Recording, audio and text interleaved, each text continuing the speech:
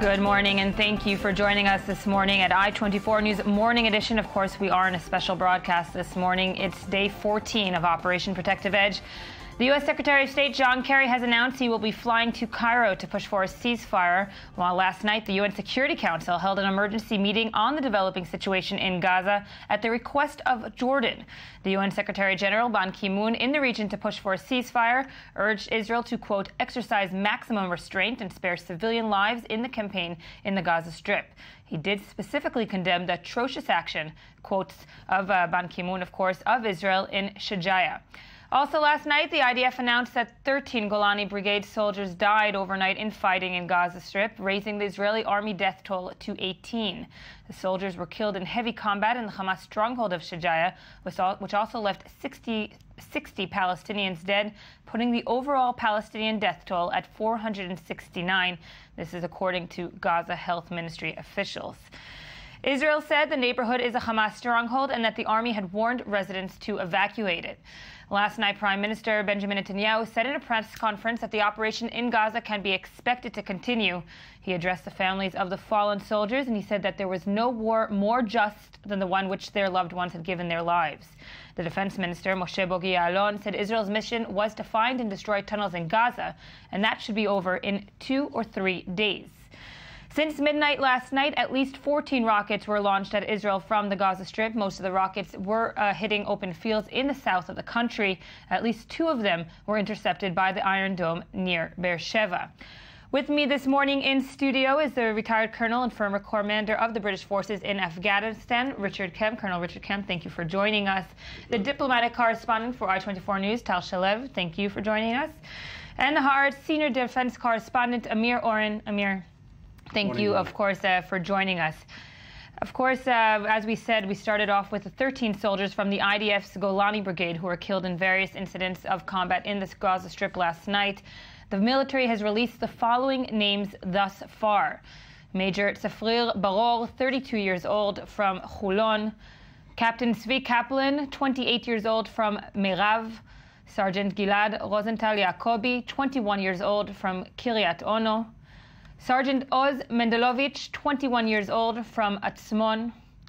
Sergeant Nisim Sean Carmeli, 21 years old, from Ra'anana. Additionally, over the course of the day, 5 IDF soldiers were severely injured, 13 were moderately injured, and 35 IDF soldiers were lightly injured, taking part, of course, in the operation. With me now to speak about one of the killed yesterday is Maya Kadosh, the Deputy Counsel General from to the U.S. Southwest, the Israeli Deputy Counsel to the U.S. Southwest. Maya, thank you for joining us. Thank you. Good morning. So, of course, one of the killed that have been released is Nisim Sean Carmeli, 21 years old, from Ra'anana. But, of course, he was an American who made Aliyah to Israel, coming from Texas. Yes, that's true. And you were, of course, responsible to let his family know. You're representing, of course, Israel abroad. Can you give us the day-by-day of what happened yesterday, the minute-by-minute of telling his family, of course, this tragic news? The family got the news from their family in Israel. Sean's parents, Alon and Dalia, live a few months a year in Texas, in Sopadre. They have business here. Sean left when he was a high school student. He left to Israel and made Aliyah and joined the IDF. So his sisters live in Israel, and they were the first to get this horrible news. And then the parents heard from them, actually. When we got into the picture, we got notified by the IDF, and we tried to help the family with arrangements of their arrival to Israel. They're supposed to arrive to Israel later today. We spoke with the family and the community, and we are all heartbroken here. There's a very small community in South Padre. Everyone knows each other. The rabbi there is holding everyone strong together, and we are trying to do our best to help them. And, we're hearing more incidents of dual American-Israeli citizens that are joining the Israeli Defense Forces and fighting for Israel in the various conflicts. What are the communities saying now? I mean, it's a hard decision to make to leave the United States and join the Israeli army as it is. Are there any other kind of sentiments now in the community? No, not at all. Everyone look at Sean and they treat him as a hero. Everyone appreciates the ultimate sacrifice that he did. They understand that the Jewish people and the Israeli people stands for freedom and democracy, and they see his death as something that he did for his country, for his people. I didn't hear anything else other than support from the communities here. Maya, of course, one of the hardest things is telling a family, no matter where they are in the world, that their son has been killed. It's hard also, of course, in the context of a different country. What are the challenges in telling, an American family or even an Israeli-American family that their son has been killed overbroad? Are there any questions as to how he was killed and the justice that will be given in terms of will this war be continuing and so forth? Are there questions there that are raised? Because here in Israel, of course, you watch the media and it's all focused very much on the deaths and the lives of the soldiers that were given. In the United States, maybe it's perceived differently. We were not the ones to give the message to the family. They heard it from their family in Israel. Oh. I spoke to the rabbi today, and I understand that both parents had a very bad feeling before they got the official news. The mother couldn't get to sleep on Saturday night. She wasn't quiet. I wasn't there, and on the minute they got the news, so I cannot tell you more about it.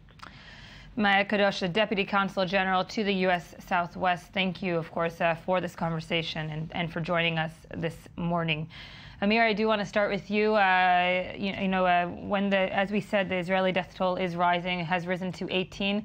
And we spoke about this right before boots were on the ground, and we said that this might change the face or the nature of the conflict. Do you believe that this will change the nature of the conflict? It is already changing the face of the conflict on two levels. On the emotional or societal level, Israeli society is much more focused on the human toll. And while people would, of course, like and pray to believe that the sacrifice will not have been in vain, nevertheless, they understand that as long as the Israeli military goes ever deeper into the urban areas of the Gaza Strip, the toll is going to be higher. So there is a sense of shock and anger and a wish for closure. This is from the Israeli society point of view. From the international point of view, which Tal Shalev is going to elaborate on, of course, the time for Israeli maneuvers is almost over.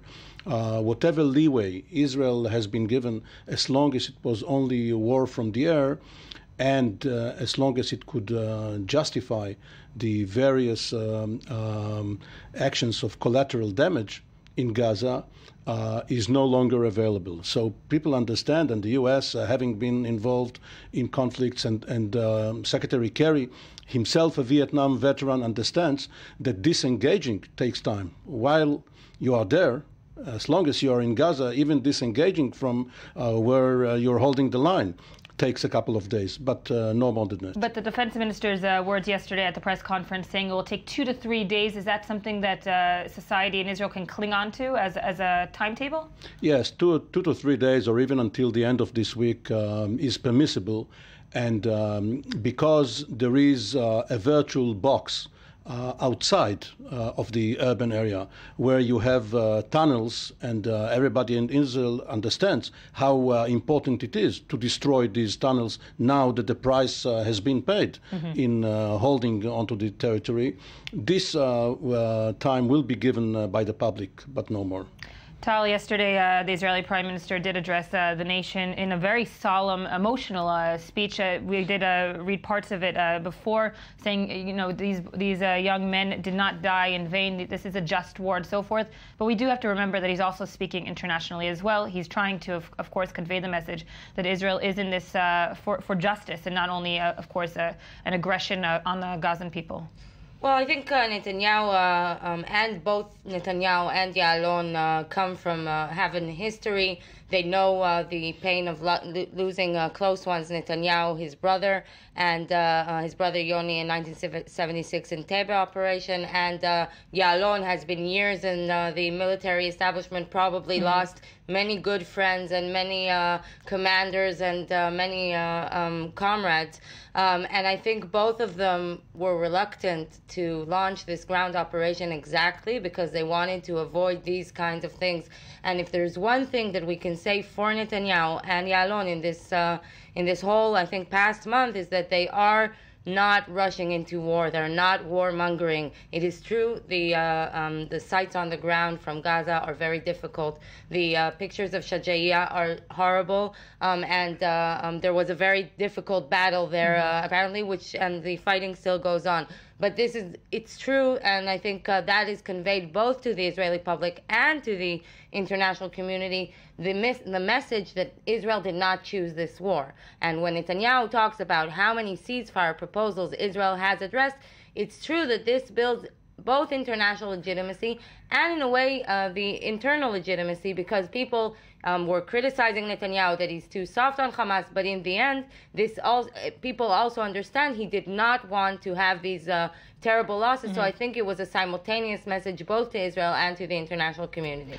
Colonel Kemp, based on your experience, of course, there's this gap between what's happening on the field militarily and explaining it to your troops militarily, and also to explaining it not only to the society back home, but also to the world, to justify what's happening on the field and saying, yes, we need to continue because here in Gaza, we're uncovering tunnels hour by hour, and this is something that's justified, but yes, lives will be lost. I think in my experience, certainly, there is a big difference between, for example, within any country, UK, Israel, US, between the attitude and the approach of the soldiers who are doing the fighting and the families and the civilian population back at home. And I know there's not much difference geographically in this country, but nevertheless there is a difference. And I think, while many civilians, as we've already heard, are here in Israel, will be beginning to be concerned about the duration of this conflict, I don't believe that soldiers will. I think soldiers are trained, ready, and prepared to fight, and that's what they're doing, and that's what they, that's what they exist to do. So I don't think that there's going to be a difficulty with their morale. Back home, yes, of course, as casualties begin to build up, and I hope there won't be too many more, but there may be, then there is the anger begins to set in. I think, on the other hand, internationally, it's extremely difficult to sell. I've monitored the international media closely, and any argument that Israel makes for what it's doing is countered by two things, I think. One of which is the extensive footage that's being shown of dead Palestinian babies in hospitals or in mortuaries and in the street, and secondly, by the insistence on certain elements of the media and politicians and NGOs, the United Nations, to draw some kind of equivalence between Israel and Hamas. Of course, there is no equivalence between the two. Israel is a Western, liberal, democratic state. Hamas is a designated terrorist organization. To compare those two is much the same as saying we will compare Great Britain and the British government with the Taliban. We will compare the United States with Al-Qaeda. On the military establishment, there are quite a lot of pressures also in Israel, and I'm sure, of course, on the British forces in Afghanistan during that time. How much does this pressure sink in and seep in to the actual operations on the field? Of course, because of social media, for instance, even soldiers on the field are seeing, comments and viral videos and so forth, and maybe that is seeping through onto the actual operation. I think that's a very, very good question, and certainly for the British soldier, I'm sure there's very little difference. I've spoken to many Israeli soldiers recently in the last few days and in the last few years. There's very little difference between Israeli soldiers and British soldiers or American soldiers. And so sometimes you can find British accents, North London accents on the Gaza border. Yeah. In the same way as we just heard that a young lad from Texas Right. was killed. So they're the same people in effect. And I think that the biggest problem that they will face is support of their countrymen back home. In other words, the Israelis. If they feel that Israel and the Israeli people are not behind what they're doing, then that will begin to have an impact on them. I don't say it will seriously affect their fighting, but it will affect their morale, I think. Internationally, I think Israel is so used to being abused, shall we say, in the media and in many elements of the Western world and, of course, the Arab world, that I suspect they will just be immune to that to an extent. It would be nice for them to see that there is some international support for what's going on, but I think the most important thing is they're supported back home. Amir? May I make 2 points and then pose a short question for the Sure. panel? The campaign is being conducted in the Israeli rear, not only in Gaza, of course, the rockets, but also those infiltrations by squads coming through the tunnels. And even as we speak, there is concern that such an infiltration is going on right now. The second point is that what happened in Shajaya yesterday, following the death of these Golani troopers, was what usually happens in urban warfare when you try to extricate your fallen and your wounded. The shelling of the buildings there, not the infantry fighting, but the shelling, the fire coming from artillery and from the air, was in order to help the infantry extricate the fallen. The question for the colonel: during your distinguished career, you served not only in Afghanistan, but also in Bosnia, and what is perhaps most relevant, in Ireland, or Ulster. Is there any similarity between what you experienced being a British soldier in Ireland or Northern Ireland and what happens here when the lines are so close to home? I think, again, it's a very good question that you raised there, and it's a very close parallel between what's happening here and what happened in Northern Ireland. There are so many similarities, actually, also between the war that the Israelis are fighting here and Afghanistan and Iraq. But I think it's very, very close in terms of the impact on the public in Northern Ireland. And we saw in Northern Ireland, the terrorists there fired rockets. They used all forms of IEDs. They didn't use suicide attacks. They used human shields, not quite the same way as they have in places like here in Afghanistan. But one thing that I find quite puzzling is when British people compare Northern Ireland and what's going on here and say that, well, we would never dream of bringing airstrikes down into Belfast. Well, we wouldn't, but we wouldn't need to, because the difference is that in Northern Ireland and Southern Ireland, the government was fighting terrorism alongside the British government in London.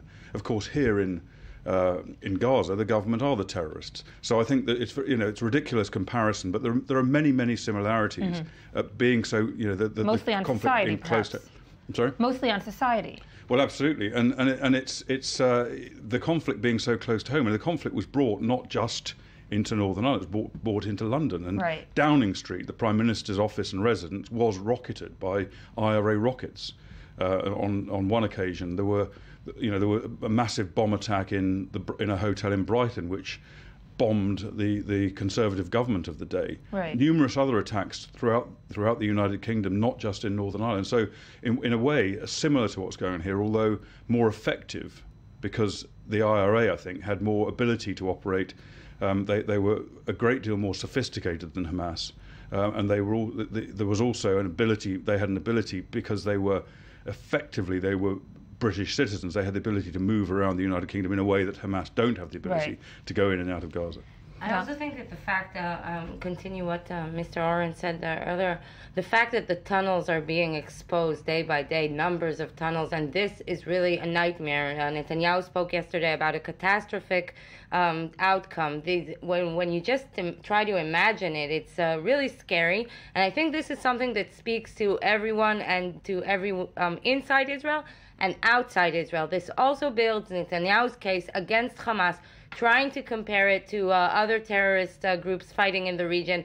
I think this helps Israel build its international case. The fact that it's a totally new strategic weapon that you have to find a way to deal with. And I think that this definitely, he's been talking, when you listen to him, he talks about a much more long distance run he's going on now when he talks about demilitarizing Gaza and trying to present Hamas as such a threat. I don't remember them being perceived as such a strategic threat as we're seeing today. We're just going to update our viewers right now that the Israeli police have closed down several roads in the south of the country due to what they're calling a security event right now happening.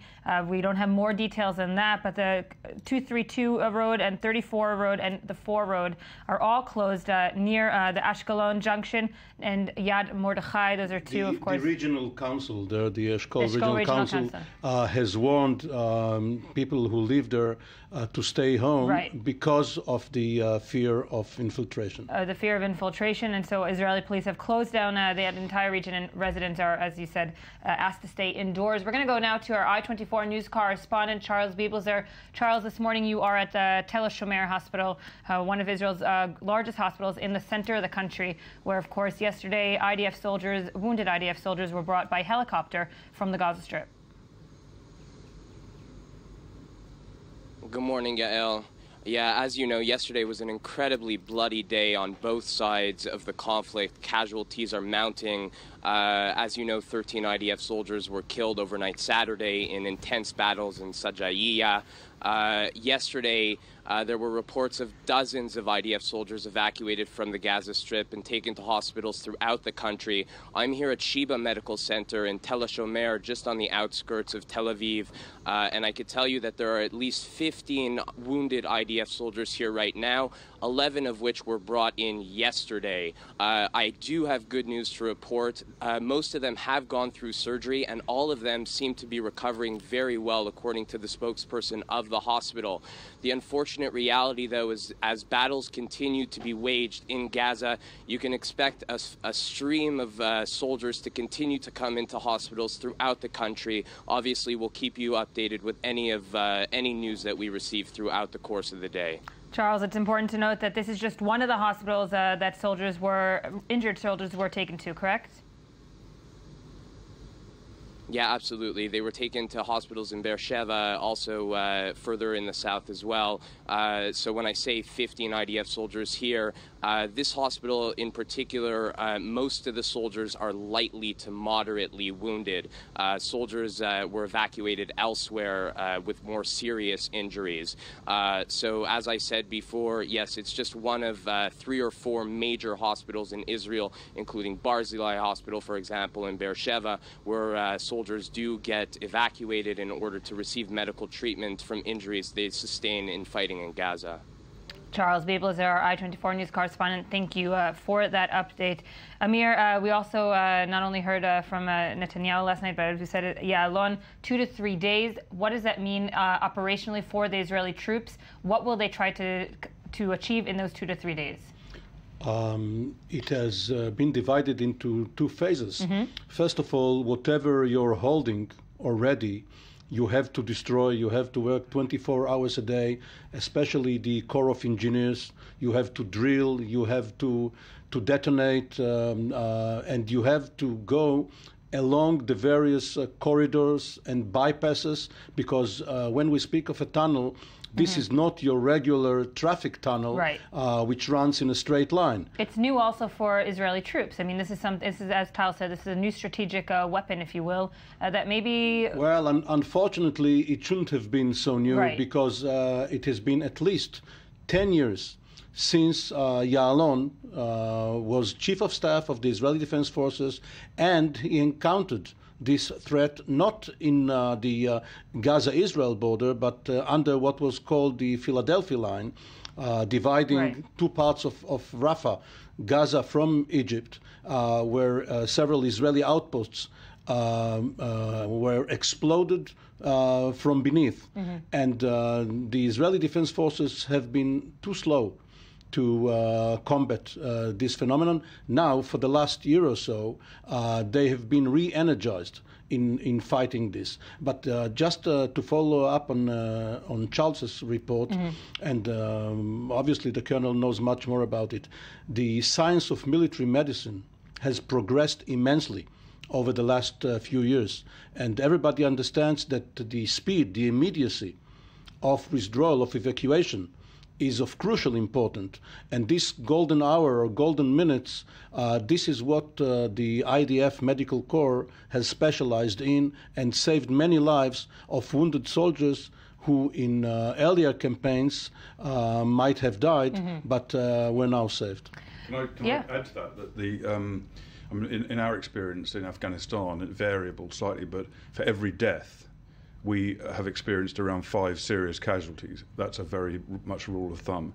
And the survival rate and the recovery rate for casualties are unprecedented today. And it's partly, as you rightly point out, because of the speed of evacuation, which is much, much faster than it ever has been before. And secondly, battlefield medical technology. And I can certainly say without any likelihood of being contradicted that British soldiers' lives in Afghanistan and American soldiers' lives have been saved by Israeli battlefield medical technology, which has been transferred from Israel to the UK and the US. And so I think these soldiers, they're the direct beneficiaries of that technology, in which Israel is a world leader. And therefore, I would be quite confident that anyone who becomes a casualty, it's awful anyway, I mean, particularly a serious casualty, awful thing to do, may affect them for the rest of their lives. But nevertheless, I think they have a very good chance of survival and recovery. And in that note, of course, that brings me to the asymmetry of this conflict, of tactics that are used by Hamas, which it's interesting to hear you think that they're not as experienced as the IRA and so forth, because the Israeli defense establishment, although, as Amir said, we've known about these tunnels for quite a while, it is, a new tactic for troops on the ground, militarily speaking or operationally speaking. This is something new that they do have to deal with. Where does it, get decided, perhaps, within the military establishment, what kind of troops to put where in terms of what tactics are going to be used where? Most of the time, with all the intelligence and so forth, I mean, we're talking about a terrorist organization that doesn't abide by the rules of war and so forth. And that's a whole other question. Where does the buck stop, if you will? Well, I think the first point I'd make is that Al Qaeda, Hamas, the Taliban, they're very, very aware of the rules of war. They don't ignore the rules of war. They know all about them. They don't use them themselves, but they do know that the IDF, the British Army, will use them and will adhere to them, and therefore they will work out how best to exploit the Israeli adherence to the rules of war. So that's one important point to make. In terms of tunnel fighting, in terms of which troops and so on, I've seen some considerable time ago now, I've seen some very impressive Israeli technology to train soldiers in fighting in tunnels. So I don't think that, I don't disagree that maybe the preparations haven't been done in an advanced way as they could have been, but the reality is that certainly Israeli technology has facilitated some training in this kind of complex. I would say the most important troops, not the most important, the two very important troops operating in dealing with tunnels. The first is infantry, of course, infantry on the ground, which are the ultimate weapon for any army, the people who have to actually finally go in and deal with bayonets, with grenades, with bullets, with the enemy. They have to deal with them hand to hand, and it's a very dangerous game, and I have nothing but admiration for infantry soldiers doing that. Secondly, very important, are engineers. Engineers, both in terms of getting in, clearing the way for the infantry, clearing obstacles, clearing mines, booby traps and so on, and various other obstacles, and also demolishing what you don't want to remain after you've gone. We're going to break just for a couple of minutes here, and then we will be back with more from I-24 News, the Morning Edition special broadcast. Amir Orn, I do want to thank you for joining us this morning. You see now on your screens, of course, the skyline here from Tel Aviv. Yes, it has been a quiet morning and quiet evening also last night in the center of the country. We'll be back. Welcome back to I-24 News Morning Edition. We, of course, are on a special broadcast this morning. We will update that the Israeli police have announced that they have closed parts of the Eshkol Regional Council this morning due to a security incident. They've asked residents not to leave their homes. We will update with more information as soon as we have it. Another update from the last few minutes: a rocket was fired towards the Eshkol Regional Council, and it did land in open areas. Still with me is Colonel Richard Kemp, the former commander of the British forces in Afghanistan. Thank you for staying with us, Colonel Kemp. I-24 News diplomatic correspondent Tal Shalev, and the member of Knesset, Rabbi Dov Lipman from the Yesh Atid party. Thank you, member of Knesset, for joining us. I do want to start with you, Tal. Ceasefire efforts are underway, and we've seen a lot of shuttle diplomacy within the region. And also, of course, Secretary of State of the United States, John Kerry, has announced that he will be arriving in Cairo. Yeah, well, in the upcoming 48 hours, it's a bit parallel to the timetable that the Israeli defense minister gave yesterday to treating the tunnels. But in the upcoming 48 hours, diplomacy is definitely stepping up. The Palestinian president, Mahmoud Abbas, has already gained so many frequent flyer miles in the past few days, but now it is stepping up with the UN Secretary General Ban Ki-moon and Kerry arriving in Cairo and then continuing to Israel. At this point, the efforts are still continuing to try and bring Hamas and Qatar and Turkey to accept the Egyptian proposal. There have been some movements, or at least we spoke to Israeli officials yesterday that do see that Qatar is moving towards the Egyptian proposal, but it's not finalized yet. If Hamas is left only with Turkey that refuses to accept the Egyptian proposal, it will be just a matter of a few more moves to make Hamas join the Egyptian ceasefire proposal. But one of the problems is that Israel is intervened here in an inter-Arab world war between Egypt and Hamas, and different interests. Different interests. And Kerry arriving, we'll have to wait and see how good that will do, because both Israel and Egypt, Israeli officials and Egyptian officials, are not happy with the U.S. involvement. The Egyptians wanted to do it by itself, and the relationship between the Israeli leadership and Kerry also isn't the best. So that would be a more problematic visit. And also, just note, the UN Secretary General visit to Israel will also probably be a strange visit, because Israel has gained a lot of anger towards the UN. It's, first of all, to begin with, a very anti-Israeli venue, but there's the incident with the rockets that were fired from an UNRWA school inside Gaza, and this is something that has caused much of anger inside the Israeli government. But before Israel did announce boots on the ground last Thursday, of course, we were speaking about two courses that were working parallel: the diplomatic course, of course, and the operation itself, militarily airstrikes from the Israeli Air Force. Are diplomatic efforts as strong today as the military efforts from the Israeli side? Well, the diplomatic efforts are running on two tracks, and at this moment it's true. The Israeli track is on hold, waiting for the Egyptian Hamas track to take place. But many Israeli officials do say, and members of cabinet, that part of the reason that there is the military operation is partly aimed at pressuring Hamas to move forward in the diplomatic track. So, and Netanyahu has been saying this all along the way: we will restore the calm and quiet to the Israeli citizens, diplomatically, militarily, or together combined. Colonel Kemp, can this work in sync operationally as well? Can a country work also diplomatically, put its efforts in that basket, and also continue the fighting on the ground? Yes, I think, again, we have experience of that in Afghanistan, of unsuccessful attempts to communicate and come to some form of agreement with the Taliban while still fighting. It's not an easy way to do things, certainly, but it certainly can be done. I think in this case, there's much more effort being made internationally. There was not really, I mean, there were involvement of the United States, the Afghan government, etc. But I think in this case there's far greater international interest in trying to resolve this problem diplomatically. And I think, taking up the point about the United Nations, it's a point I made earlier on, that I think Kofi Annan, I'm thinking back into history. Yeah, Ban Ki-moon, I think, really needs to ask himself some serious questions about comments he's made about Israel in the last 24 hours, describing the operation that Israel conducted as being atrocious. Well, I wonder how he knows that. Has he been on the ground? Does he understand what's going on? Of course he doesn't. I think he reads a script which is written by someone who's pretty inept. And secondly, to draw this moral equivalence between Hamas a designated, prescribed terrorist organization by the EU, the United States, many other countries, and the State of Israel, a Western liberal democracy. And the UN is as guilty as anyone else at drawing that moral equivalence, which is actually, in my view, it is a disgrace. It's like comparing Great Britain and the Taliban, the United States and Al-Qaeda. But this perspective from the UN does get a member of Knesset, Lippman, does get some kind of support internationally. The UN Security Council met in an emergency meeting yesterday, asked by Jordan. This, of course, happens after the 60 Palestinians were killed in Sajuya. The pictures speak for themselves, and thus Israel does have a very limited amount of time in order to continue its operation in the Gaza Strip. That's something that is understood by all sides.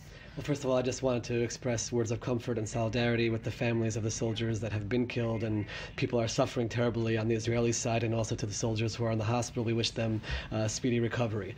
The pictures that's what Hamas obviously wanted. We have a determination to restore quiet to our country and to know that we walk out of this situation knowing that there are no tunnels coming into our neighborhood, something which no country in the world would tolerate. Having grown up in the United States, I know how the United States would deal with even one rocket attack on one of its cities, and certainly any kind of terrorist tunnels into any of its neighborhoods. Israel has the right to do so. Israel will do so. If there's another path towards ending the situation, then of course Israel is opening to all of that, and that would lead to the Security Cabinet to decide.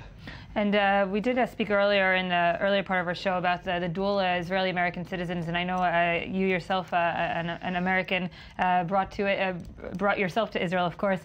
The sentiments, of course, in saying I'm going to leave, the United States and fight for another country, which I call my own.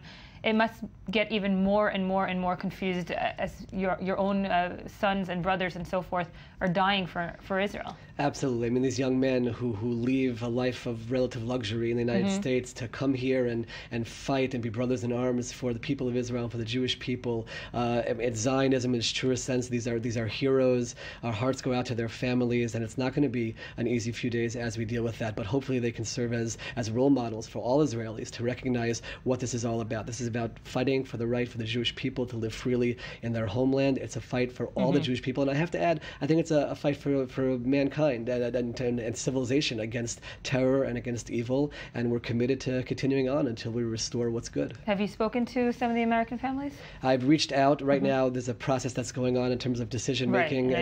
But once things sort of get clear, I absolutely will be in touch and will be there to hopefully be a source of comfort and guidance for them during this hard time. Colonel Kemp, a lot of times here in Israel, in the Israeli media, they do show how the injured and the wounded and the dead are covered extensively, also by the media and also by the society. Of course, Israel is a tiny country. Everybody seems to know everyone, and everyone does have someone that has been lost.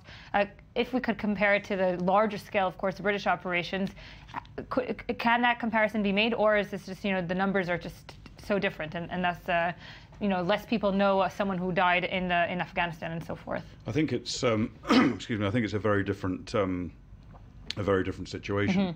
Before I answer that, can I just also pick up on something the rabbi said?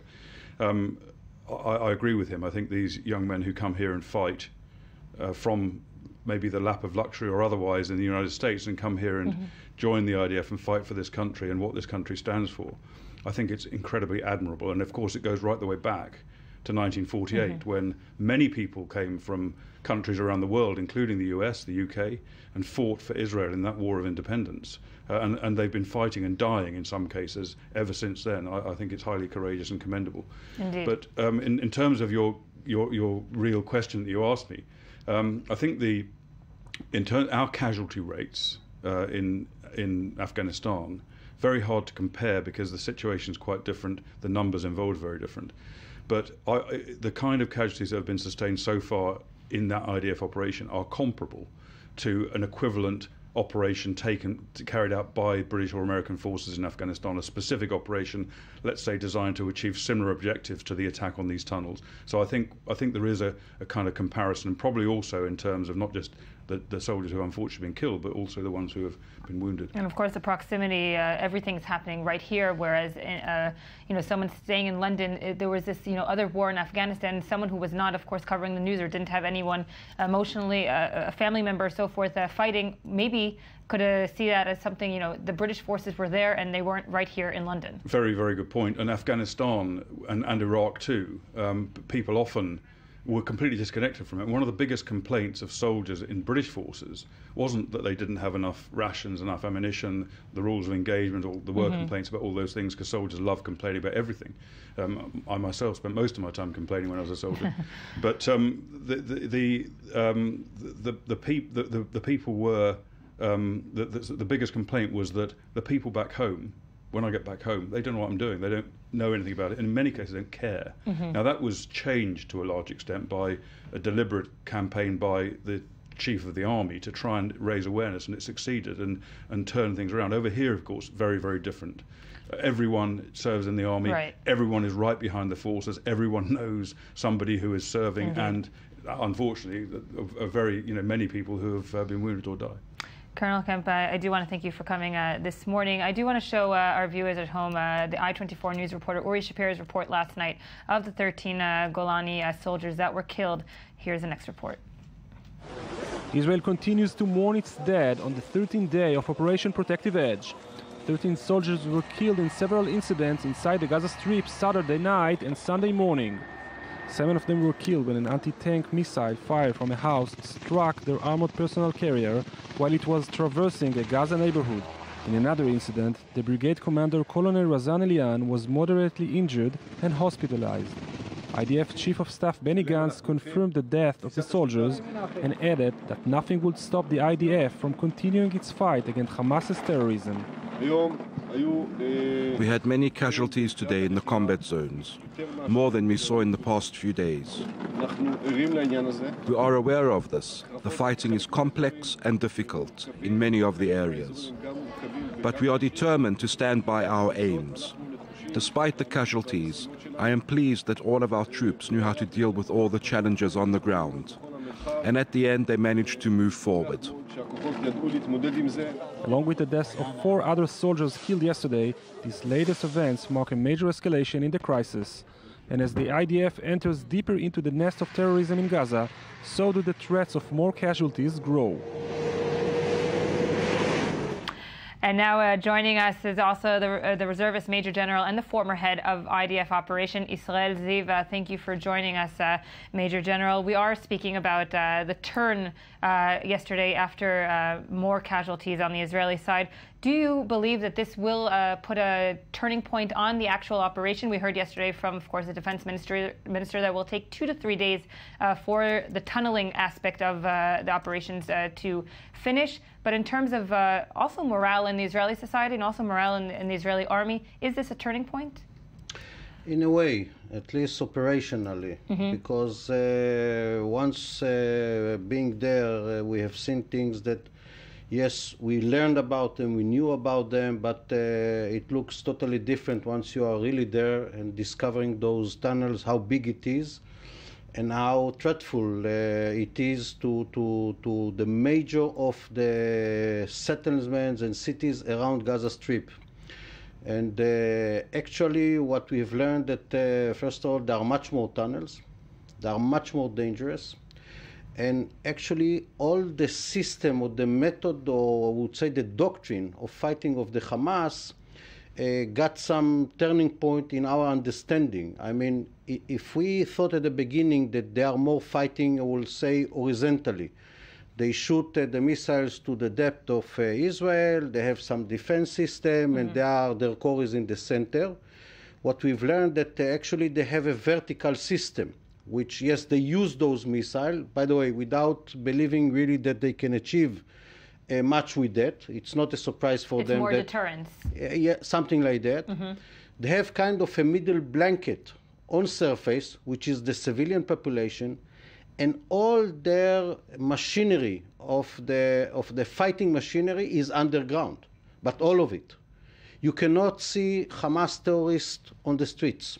You just see the civilian population, and now we understand why they are not evacuating. They actually captured there, physically captured there, because the tunneling system is underneath, and they cannot move because those people are holding them, because there are tunnels under the houses, under everywhere, and they just pump up in the right moment, stopping the population and waiting for the IDF. And therefore, operationally, is it feasible and viable to finish this quote-unquote tunneling tactic within 2 to 3 days? Will Israel achieve that goal? I would say it will be very difficult, and we might miss because we understand there is much more than what we have discovered now. And I think that 2 to 3 days, it's challenging. It's not realistic to really dismantling all this tunneling system. So is it 2 to 3 days maybe an expression of what the international credit is giving him right now, is giving Israel?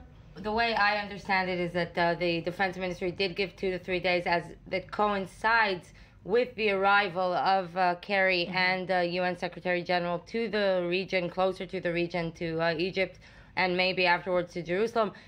This will give room to maneuver. First of all, it's a message to the international community. This is what we're doing now. We're still focusing on the first stage of a very targeted operation, and after that we will continue to a further downscale of the operation if diplomacy doesn't yield anything. And it's also a message to Hamas in many ways. At the same time, at the same press conference yesterday, Netanyahu and Yalon both said we will know many more days of fighting. So there were two messages conveyed there. It's true. I think the 2 to 3 messages is a diplomatic window for this week. If we get to the end of this week with no breakthrough, then that's a whole different story altogether. Member Knesset Lippman, is there still a political consensus around the operation? We did see the security cabinet where it was a divided security cabinet at the start of the operation. It did become unanimous, of course, when they did decide to put in boots on the ground. Now, today, perhaps after the tragic day of yesterday, is there still that unanimous feel? Politically, there definitely is. And I would even say, on a certain level, the loss of life certainly doesn't put us back. Everyone knew going into this that once we go in on the ground, there unfortunately is going to be a loss of life.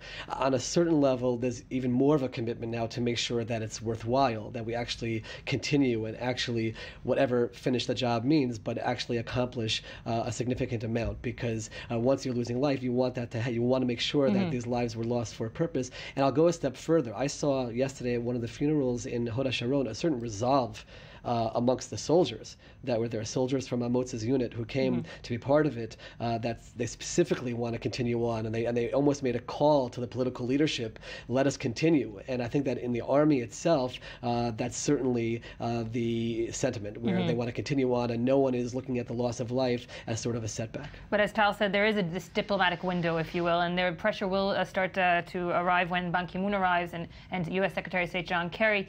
What will be the amount of pressure that they can exert on the Israeli government versus, of course, what's happening in the Gaza Strip on the ground?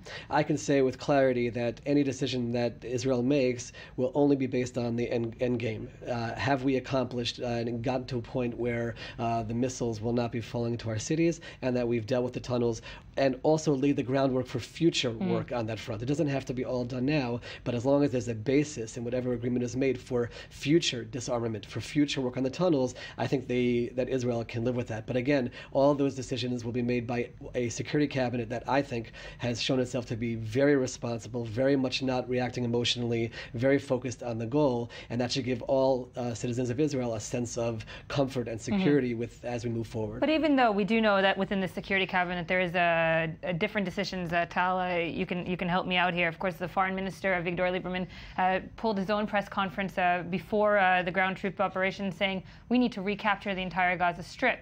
Meaning, are there these different sentiments that are being hushed now? Within the room, I have no doubt that there are significant points of disagreement, and that's legitimate, and that's the way it should be in a democracy, people coming from different perspectives. The key is what happens once that decision is made. I did speak out against what I felt was inappropriate at the time, when there were voices outside the room which were expressing discontent with the decisions. I think right now we're in a very good place. I do think we hear unified voices, and like I said before, I think there's a very responsible leadership taking place inside that room. Again, people who are privy to the military leadership, excuse me, and the intelligence, and that's the way it should be. I agree that there is a sense of unity, but I do think as the operation continues, there will be more and more voices asking, okay, what is the end game about the whole situation here, where it's true that Israel has isolated West Bank is one thing, the Gaza Strip is another thing. They're both controlled by different entities from Israel's point of view, but there is a conflict here, an Israeli-Palestinian conflict, which the current Israeli government is not succeeding to move forward in. And I think, as you have been hearing these voices from the opposition, some of the opposition leaders, at some point Netanyahu will have to present something more far-reaching, some kind of vision that would be more far-reaching, some kind of diplomacy plan. It probably will have to be involving Abbas in a very substantial way, something that Netanyahu is starting, I think, to come to terms with. I think some of those talks might be changing in the next few days, because what we are learning in Gaza is serious enough to change some of the views.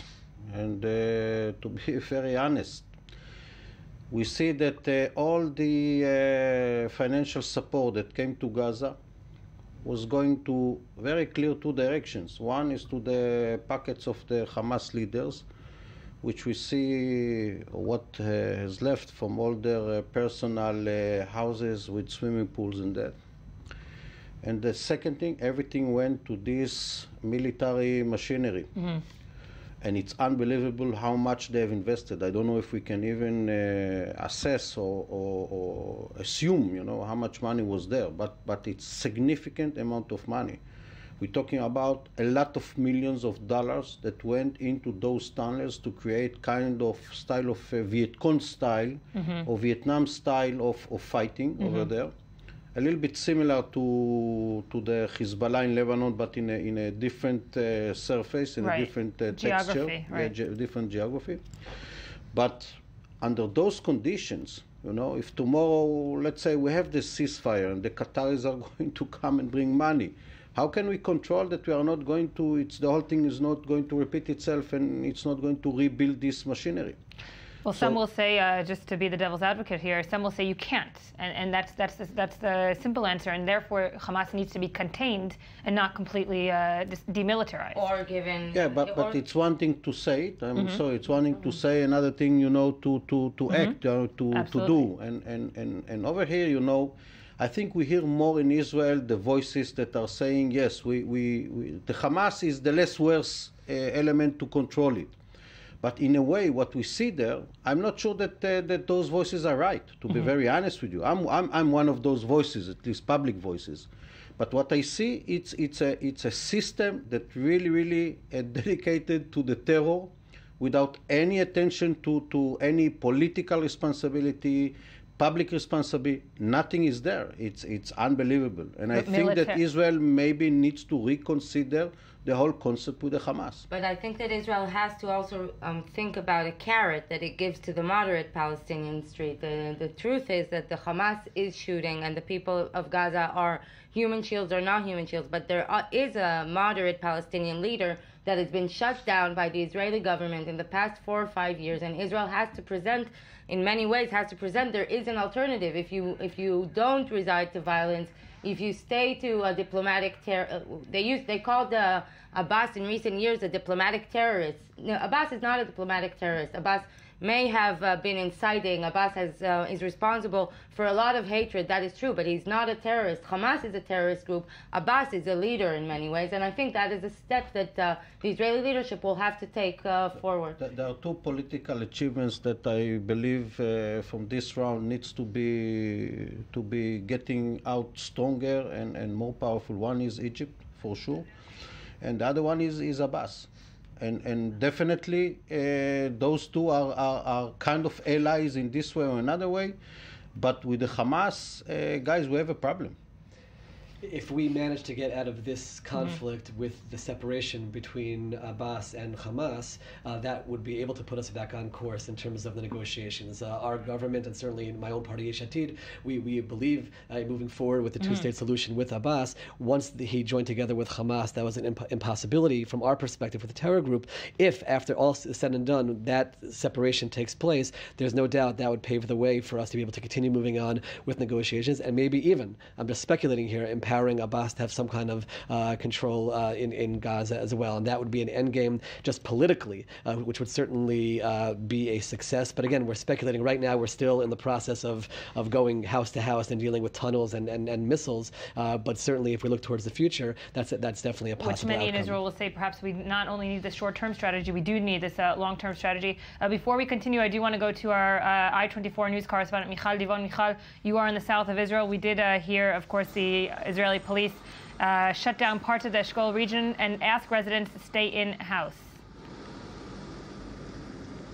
That's right, Yael. All roads here have been blocked. We're here in the south of Israel, a few kilometers from the Erez crossing. Now, the IDF just confirmed that this morning there were 2 attempted infiltrations into Israeli communities from the Gaza border through tunnels. One of the terrorist squads was hit by an IAF strike. There was a direct hit. This was confirmed. And the other infiltration at another point in the northern Gaza Strip into Israel was met with ground forces, and there have been 10 terrorists killed on the spot. Now, the residents of the Eshkol Regional Council, this is equivalent to the south of the Gaza border, have been told to remain in their homes and to lock their doors. There's high alert in this area. As I said, all roads here have been blocked, and the only people permitted to pass at this time are police, army vehicles, and other security personnel.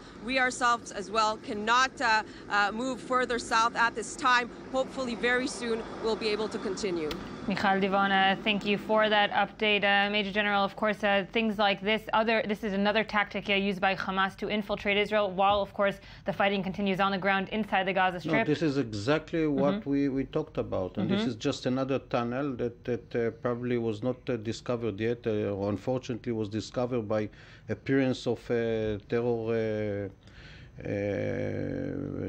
group, and what we don't know now is what is the exact situation, but this is exactly what we are talking about. And it also reinforces why we can't end this conflict with the situation as it currently exists. There's no country in the world that can live with a reality like we're hearing about tunnels appearing in neighborhoods. It just can't be. And therefore, it just strengthens the resolve on the Israeli side. And we understand that it does involve sacrifices, and that's tragic. But we need to be able to restore a normal way of life here.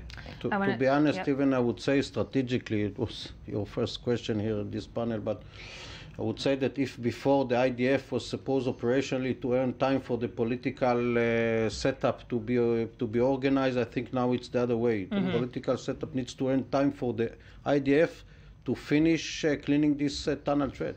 I want to thank all my panelists this morning. We do have a quick break for the I-24 News Deck, main headlines for this morning. We will be back in the special broadcast up until 11 o'clock this morning. I-24 News Special Edition will continue. Good morning, and thank you for staying with us here at I-24 News Morning Edition. Of course, we are on a special broadcast this morning. It is day 14 of Operation Protective Edge. The U.S. Secretary of State John Kerry has announced that he'll be flying to Cairo to push for a ceasefire. Last night, the UN Security Council held an emergency meeting on the developing situation in the Gaza Strip at the request of Jordan. The UN Secretary General Ban Ki-moon is in the region now to push for a ceasefire, and he urged Israel to, quote, exercise maximum restraint and spare civilian lives in its campaign. He specifically condemned the, quote, atrocious action of Israel in Shajaa. Also last night, the IDF announced that 13 Golani Brigade soldiers died in fighting in Gaza, raising the Israeli army death toll to 18. The soldiers were killed in heavy combat in the Hamas stronghold of Shajaa, which also left 60 Palestinians dead, putting the overall Palestinian death toll at 469, according to Gaza Health Ministry officials. Israel said the neighborhood is a Hamas stronghold and that the army had warned residents to evacuate. The Israeli Prime Minister Benjamin Netanyahu said last night in a press conference that the operation in Gaza can be expected to continue. He addressed the families of the fallen soldiers, saying that there was no war more just than the one for which their loved ones had given their lives. The Defense Minister Moshe Ya'alon said Israel's mission to find and destroy tunnels in Gaza should be over in 2 or 3 days.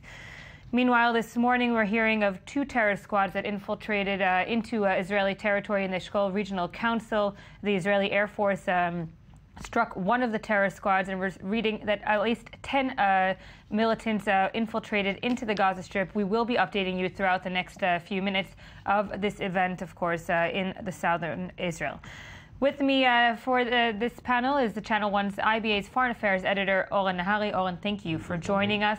I-24 News senior editor, Ruti Sinai, thank you for being with us. And the reservist brigadier general and the former commander of the Tel Nof Air Force Base, Relik Shafir, thank you for joining us. Ruti, I do want to start with you. Of course, the latest from the south. In the last panel that we had here, there was a consensus around the table that this goes to show that the campaign must continue both politically and militarily, and that the Israeli home front is ready for more and more days of fighting. Well, I don't know about that. It's a question of political views, among other things. I suspect that as the casualty numbers mount, and they will on the Israeli side, this willingness to withstand more days of fighting will diminish. Israel is a country where when you go door to door, knocking on doors and announcing to mothers that their sons have died, the ability to withstand that is, it's limited. I'm not sure how far this will go on. I just wanted to update you. Those 10 terrorists that you mentioned who infiltrated in from Gaza this morning, they have, according to the IDF at least, have all been killed. Thank you for that update. Owen, of course, yesterday, as Ruti said, the most tragic day yet, of course, on the Israeli side and also on the Palestinian side, the most death told. Does this show the world that there is some kind of turning point in terms of the window of diplomatic opportunity that there is here? Meaning, we heard, of course, also Defense Minister Bogi Ya'alon saying yesterday 2 to 3 days. Is the 2 to 3 days also corresponding with some kind of diplomatic effort? We would like very much to think so, but I'm not sure. What Defense Minister Ya'alon said, that in 2 or 3 days he thinks that the war on the tunnels, so to speak, will be mostly over. I'm not sure. I'm saying it very, very hesitantly. He is the defense minister, and I'm not. He's got the information, and I do not have. But the more we enter, the IDF enters Sajaiya, the more we see, the more we have heard about this morning incident. Another tunnel that we didn't know about, and they entered Israel. Perhaps 2 or 3 days is overcautious. Perhaps more time will be needed.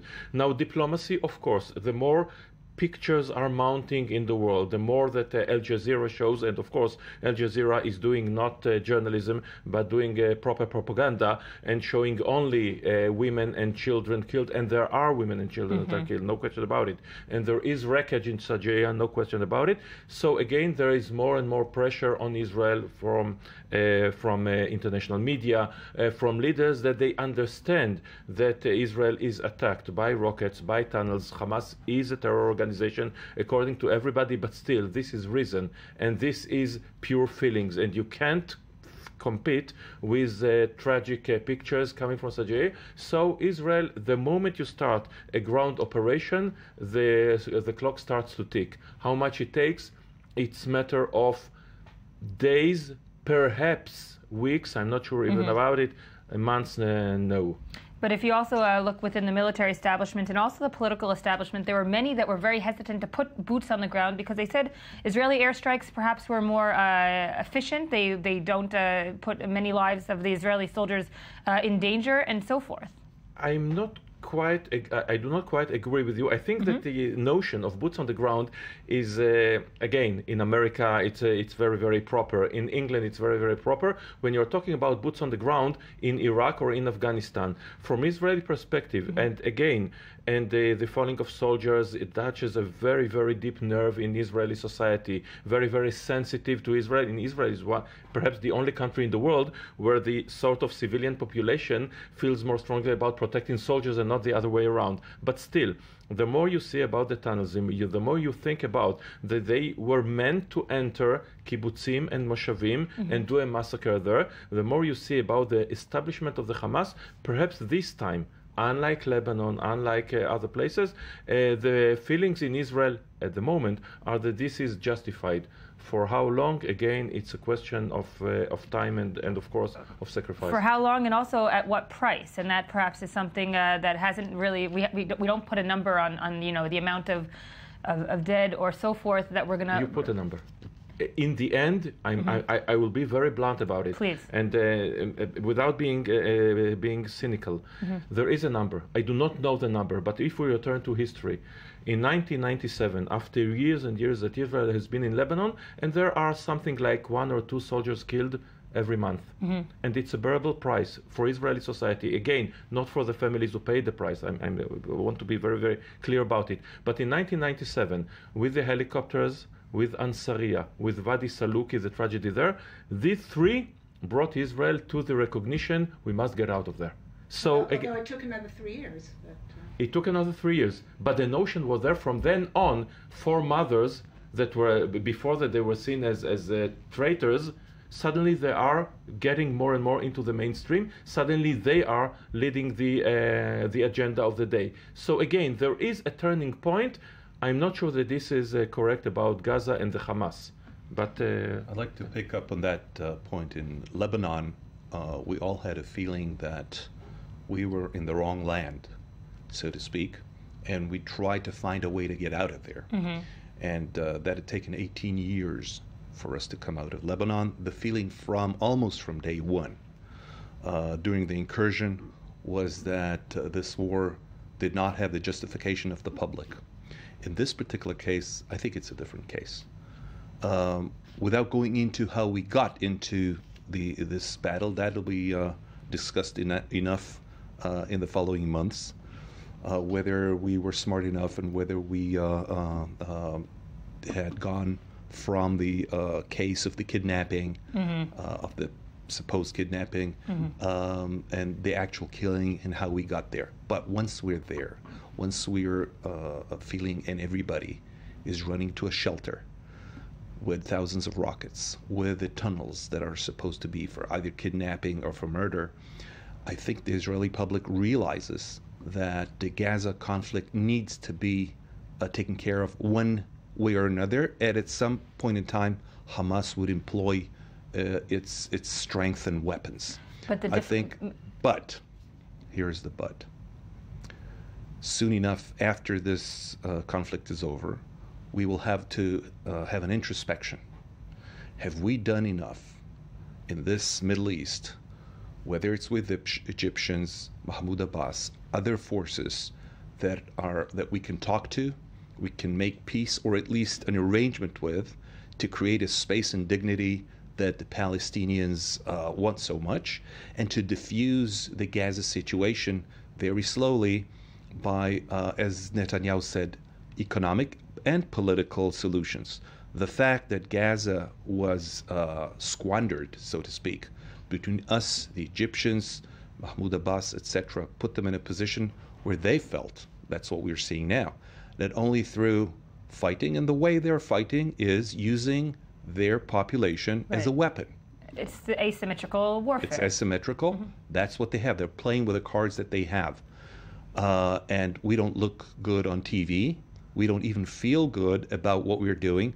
But this is a home front for us. So I think the public will support. And even if there are more casualties, and there will be more casualties, and their numbers will grow one way or another, it's a kind of a feeling that we had our back to the wall, they have their back to the wall, and until both sides are equally dissatisfied, if you may say, we will not reach any kind of a truce. I'd like to continue with one sentence just to complete what Relic said, and I totally agree with him.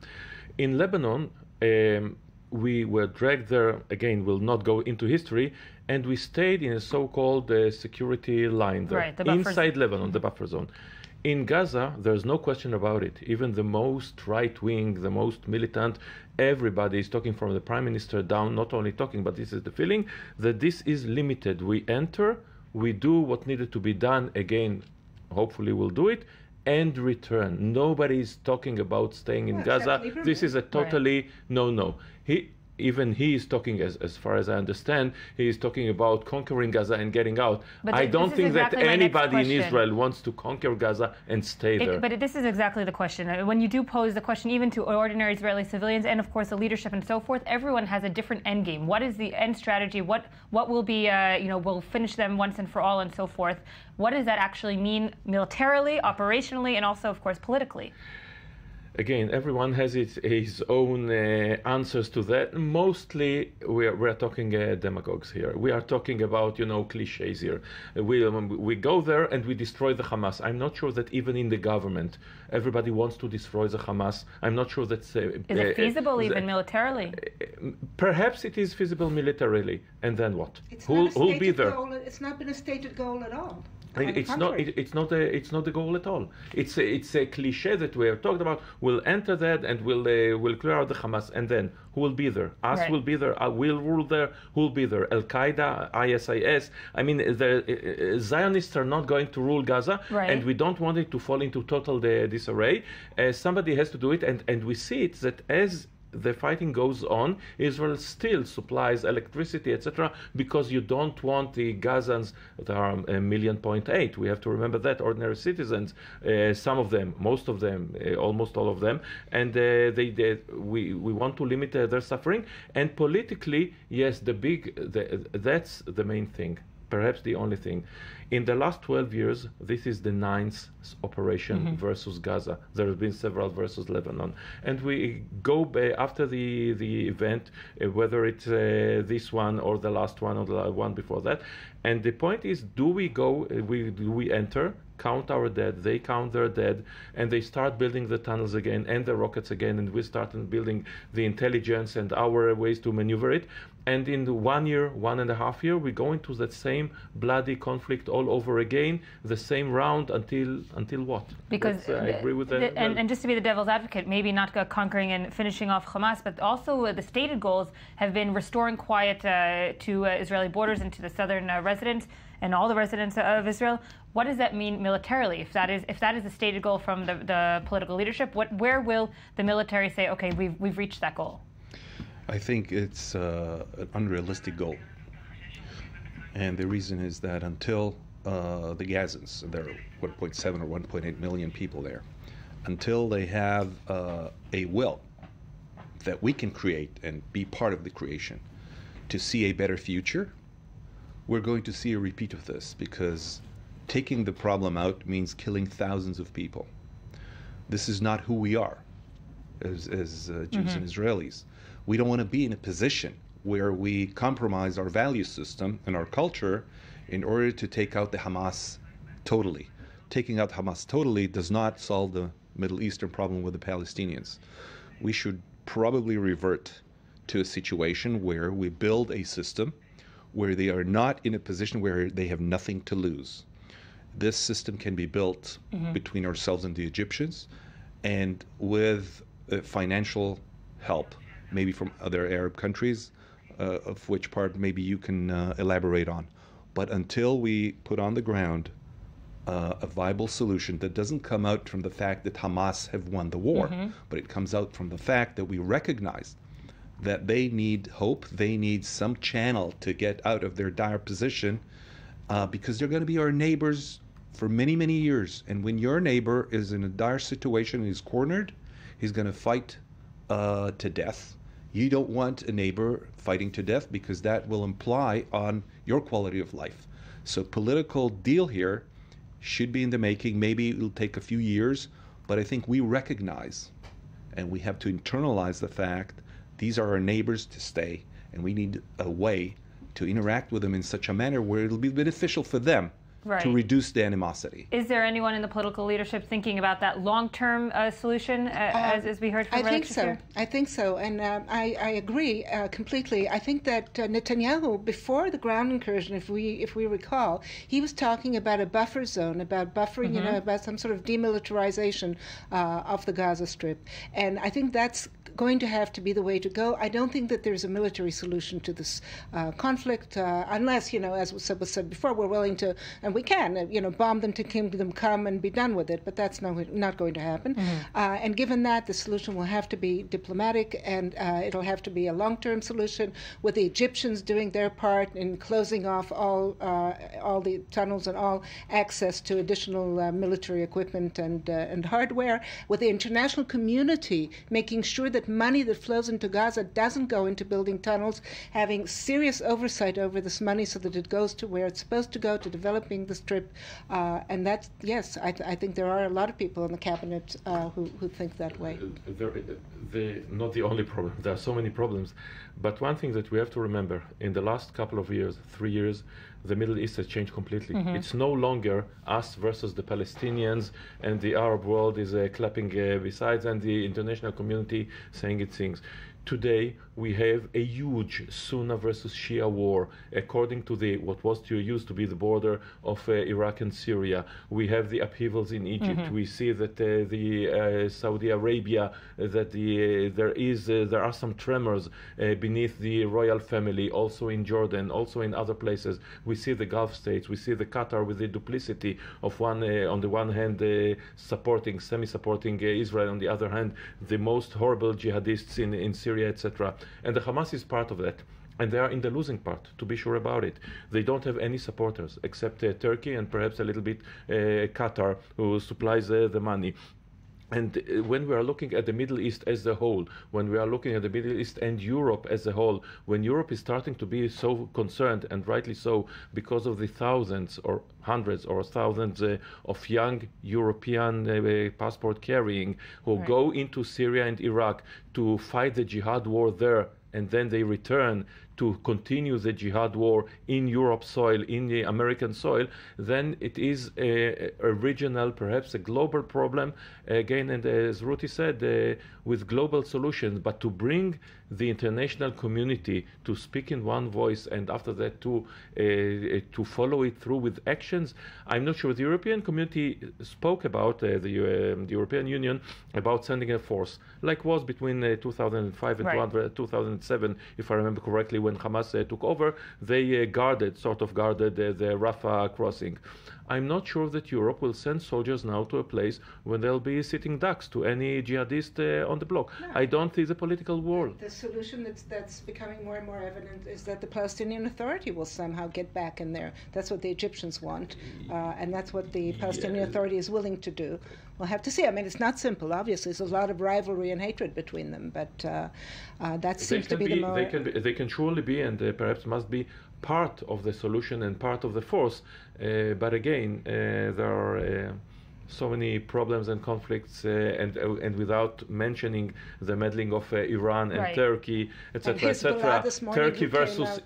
Turkey versus Egypt. I mean, it's a whole other different conflict. Nasrallah came out this morning saying, "I'm willing to go and help also." So I do want to bring it back. You recognize, though, that triangle that emerged between Israel, Egypt, and Abu Mazen, that allows us to understand that the old saying that my enemy's enemy is my friend is coming to light, that we should pick up Abu Mazen. Maybe Netanyahu doesn't like him, but he's the best game in town so far. And the way the Palestinians are conducting themselves in the West Bank, these are probably our best chances to create a consensus on how to solve this problem and have as many Arab states and participants as possible.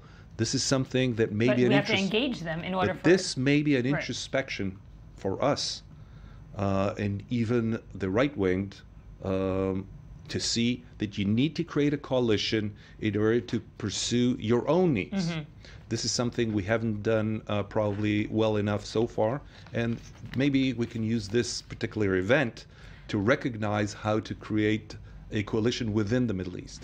We have to go to a quick break. I do want to thank all my panelists this morning. We will continue this discussion after the break, a short break, and we will be back here at I-24 News.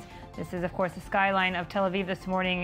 We must say it is a quiet morning here in the center of the country, although at least 15 rockets have been fired from the Gaza Strip since midnight towards the southern region. We'll be back. Welcome back to I-24 News Morning Edition. We are in a special broadcast this morning. Of course, it is day 14 of Operation Protective Edge. With me for this panel is I-24 News Senior Middle East Analyst Ali Waked. Good morning, Ali. Thank you for joining us. And Dr. Emmanuel Navon from Tel Aviv University, thank you for joining us. And the former Commissioner of the Israeli Prison Service, Orit Adato, thank you, Orit, for joining us this morning. Ali, I do want to start with you. We have been speaking all morning about the Israeli perspective on the operation, and of course yesterday marking maybe the most tragic day on both sides of the conflict. Is Hamas seeing this perhaps as a turning point in the conflict, and will it see this maybe as the beginning of the end, or quite the opposite, continuation? No, for the Hamas, there is no reason to stop for the moment. It is ironic and surprising to say this, but the Hamas is the side that has less interest now to stop. Khaled Mashal yesterday tried to avoid Abu Mazen when he was visiting Qatar. He went to Kuwait today. He'll probably meet the Palestinian president, who will try to put pressure over him to accept the Egyptian paper, but the Hamas for the moment is totally rejecting the Egyptian paper. He is insisting on the fact that the Egyptian paper must include the civil parts of the ceasefire, and not only calm for calm, but the list of measures to release the situation of the people in Gaza.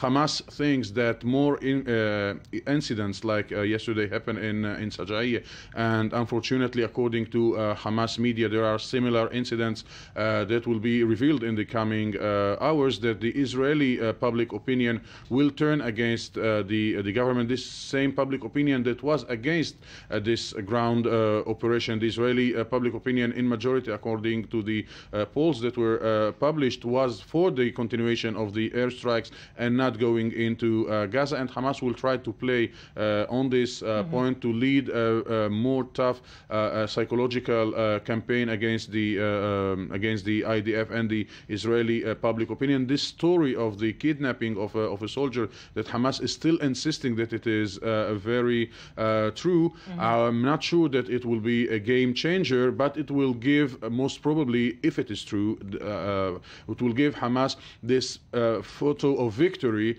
that will allow him maybe to change and to be more flexible in discussing the ceasefire. We're just going to remind our viewers that Israel has, of course, denied any such reports. Yesterday, of course, in Sajaiya, as we said, tragic day, both on the Israeli side, of course, and on the Palestinian side. Here's the following report that sums up the events. The UN says the number of people seeking sanctuary in Gaza has risen to more than 50,000 people. The UN Agency for Palestinian Refugees, or UNRWA, says in its Twitter feed it is on the brink as it is running out of emergency funds. It says it may run out of basic stocks like mattresses and other vital supplies by Sunday. In the face of Israel's Prime Minister vowing to widen the offensive against what it says are Hamas militant sites, trapped, with all the borders closed and nowhere to go, the population is desperate. We are poor people. Why do they do this to us? We sleep in our homes. We are not fighters, not Hamas. Why do they do this to children? It is forbidden.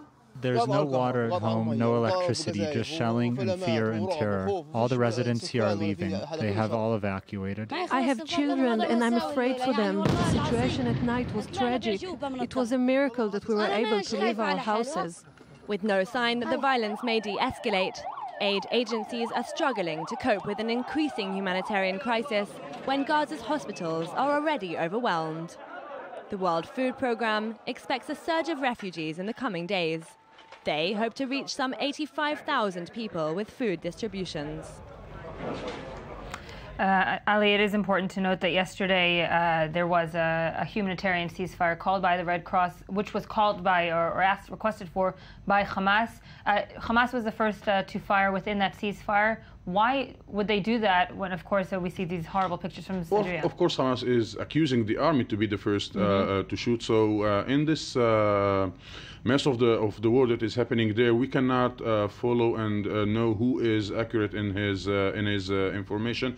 The idea is that Hamas, for the moment, has nothing to lose. Hamas is isolated. Hamas is, by the Egyptians, the Iranians, even when they are seeing what they consider as the achievements of Hamas in this fight, because of their discussion with the international community about their nuclear file, are not in a hurry to renew their support, their arms sending to Hamas.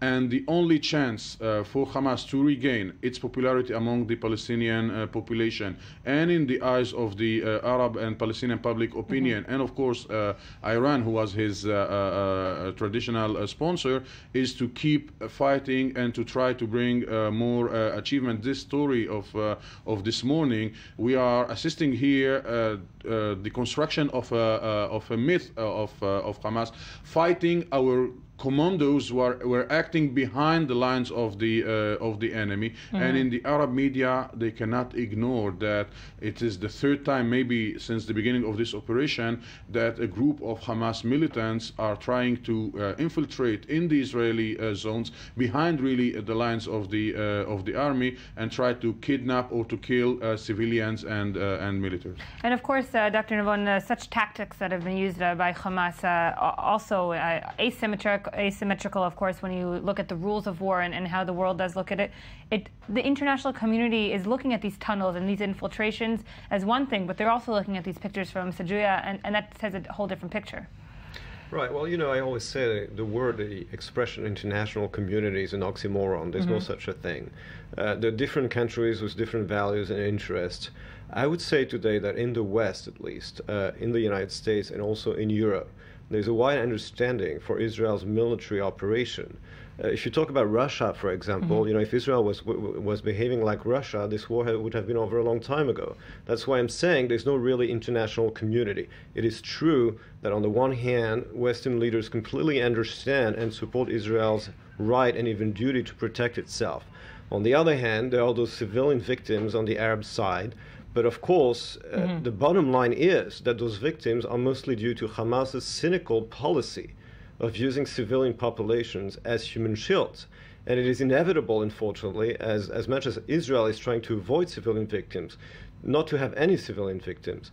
The United States and other Western countries that have been fighting in Afghanistan not so long ago obviously understand that. So true, John Kerry said you should be more careful. Right. Ban Ki-moon also said that. We're trying to be as careful as we are, but at the end of the day, when Hamas uses civilians as human shields, there's nothing you can do to completely avoid civilian casualties. Yeah, President Ron spoke about different system of values, and this is something that this is a dilemma. With the civilian casualties, Hamas gain points among the population, and killing Israelis, of course, he is gaining more points in the. So the footages from Sajaiya yesterday, this 70 and plus people who were killed in the streets, they didn't turn, at least for the moment, the Palestinian population against Hamas. There were calls from the families for the Al-Qassam brigades to revenge. Now, we're talking about different values. Because of ethnic needs, the Israelis do not publish, like the 13 soldiers who were killed yesterday and published yesterday evening. Hamas already at the dawn of the day before yesterday published the numbers. They mentioned 14 soldiers. A credibility is being built for the Hamas in the eyes of the Palestinian public opinion and in the eyes even of the Israeli public opinion. When yesterday in the social media, in the WhatsApp, everybody knew that we're talking about this big number of Israeli soldiers who were killed in this war. Because of these different values, something need to be done in order to reduce this psychological effects of Hamas war that Hamas is leading. Oh, wait. I want to say something about Hamas doesn't have anything to lose. Yes, it does, because the population in Gaza is losing. The casualties over there, that's the problem. And that's why I'm not sure that what you have said before is clear and cut, that the whole population support them. Didn't say the whole population support them. They are the population that do not support, the population that are threatened by the Hamas, and they cannot come forward and say we blame the Hamas for it, because they know what will happen to them. So it's not that clear. What I was saying that, for example, families that belong to the Fatah, traditionally to the Fatah, and are criticizing Hamas and are accusing Hamas for the siege, not only Israel and Egypt, at the last days, they are seeing what they see as the resistance of Hamas, and they say, with all our criticism, we cannot not admire them. Right. When they see the shape of Hamas in the fight, it is hard from Israeli eyes to understand of course, it. But it's not only from Israeli eyes. You know, deliberately trying to get into dining rooms or babies or whatever in the kibbutzim over there, it is something that the West world will not accept. It's against values. We're talking about different values, so that's the main issue. But I think that among the Arab population, there are many who will not accept that way as well. It's not only, you know, the Western world and the Arab world. I really believe that among the Arab world, there are many people and some leaders, some less speaking about it, some from time to time trying to say something, that are not in favor of that kind of terror activities. They are not in favor of Hamas. Most of the Arab world actually also right now Hamas, of course. is against, that's for sure. against Hamas. But of course, what they are in favor of, most of the Arab world, and we are hearing this from the Egyptian President al-Sisi, yes, we're not in favor of Hamas, but we are in favor of the Palestinian cause. Of course. And perhaps what Ali is saying here is that because of the situation that we're now in, the Palestinian people have no choice but to support right now Hamas. And that is an oxymoron, if you will. For the short term, but it's also again, yes, for the short term. Absolutely. At the long term, Hamas will be obliged in front of the population to answer the very hard question. This is why they are insisting on the fact that they are refusing the equation of calm for calm, because calm for calm, it was like 1 month ago. So why did we go into this round if we got back to the same point of calm for calm? This is why they are talking about enlarging the space of shipping of the Palestinians, the opening of the borders, creating a new access to the world beside the Egypt crossing point. So this list of Hamas demands that Khalid Mash'al is insisting and will demand once again that will be their victory, of course. There will be their victory. Of course, the number of the Israeli killed. We are if we speak numbers, we are in the 4th day of the ground operation, having bigger number of Israeli casualties than the whole last operation of 2012 among the Israeli side. And this is already something that Hamas can point as an achievement. And the fact that he targeted Haifa last time, we know that the most far rocket hit Rishon LeZion, and even not in Tel Aviv, or maybe it was once in Tel Aviv. So he has already, and the fact that thousands of houses, thousands of civil infrastructures and military infrastructures were destroyed in Gaza, you know, with the a new check from Qatar, a new check from Iran, everything can be built. This is why the Egyptians are. We were talking about an Egyptian frustration. They are frustrated from the fact that the Israelis are not succeeding to deal with Hamas on the military level, and they are frustrated from the Israelis from the fact that Israel is not accepting for the moment to introduce any kind of political measures in the paper, like giving, for example, President Abbas the responsibility over the Rafah crossing borders and the security services of the Palestinian Authority, a growing role in the Gaza Strip. Another, of course, demand by Hamas is the release of prisoners, which is something I do want to talk with you, Orit, about. Releasing the prisoners that were recaptured, of course, after the 3 kidnapped boys were killed and murdered. This is something that Israel, within the Gilad Shalit deal, dealt with also politically and also as a society. Do you believe, from your standpoint, that this can be something that is viable for Israel to accept? I would say that each one of them should be scanned or assessed by the judicial process to identify whether they are back in terror activities or terror motivating or financing or whatever, or not. And it should be, you know, each one for its own. That's my personal opinion, because one who has turned back, and we know that some of them has been already in prison, not from the last few weeks, but some of them are back in prison for operating or trying to operate or planning or whatever. So each one should be checked on his responsibility, his or her responsibility. But I would say that maybe looking, for the long range, it's an opportunity. It's an opportunity not regarding the inmates now or the prisoners now.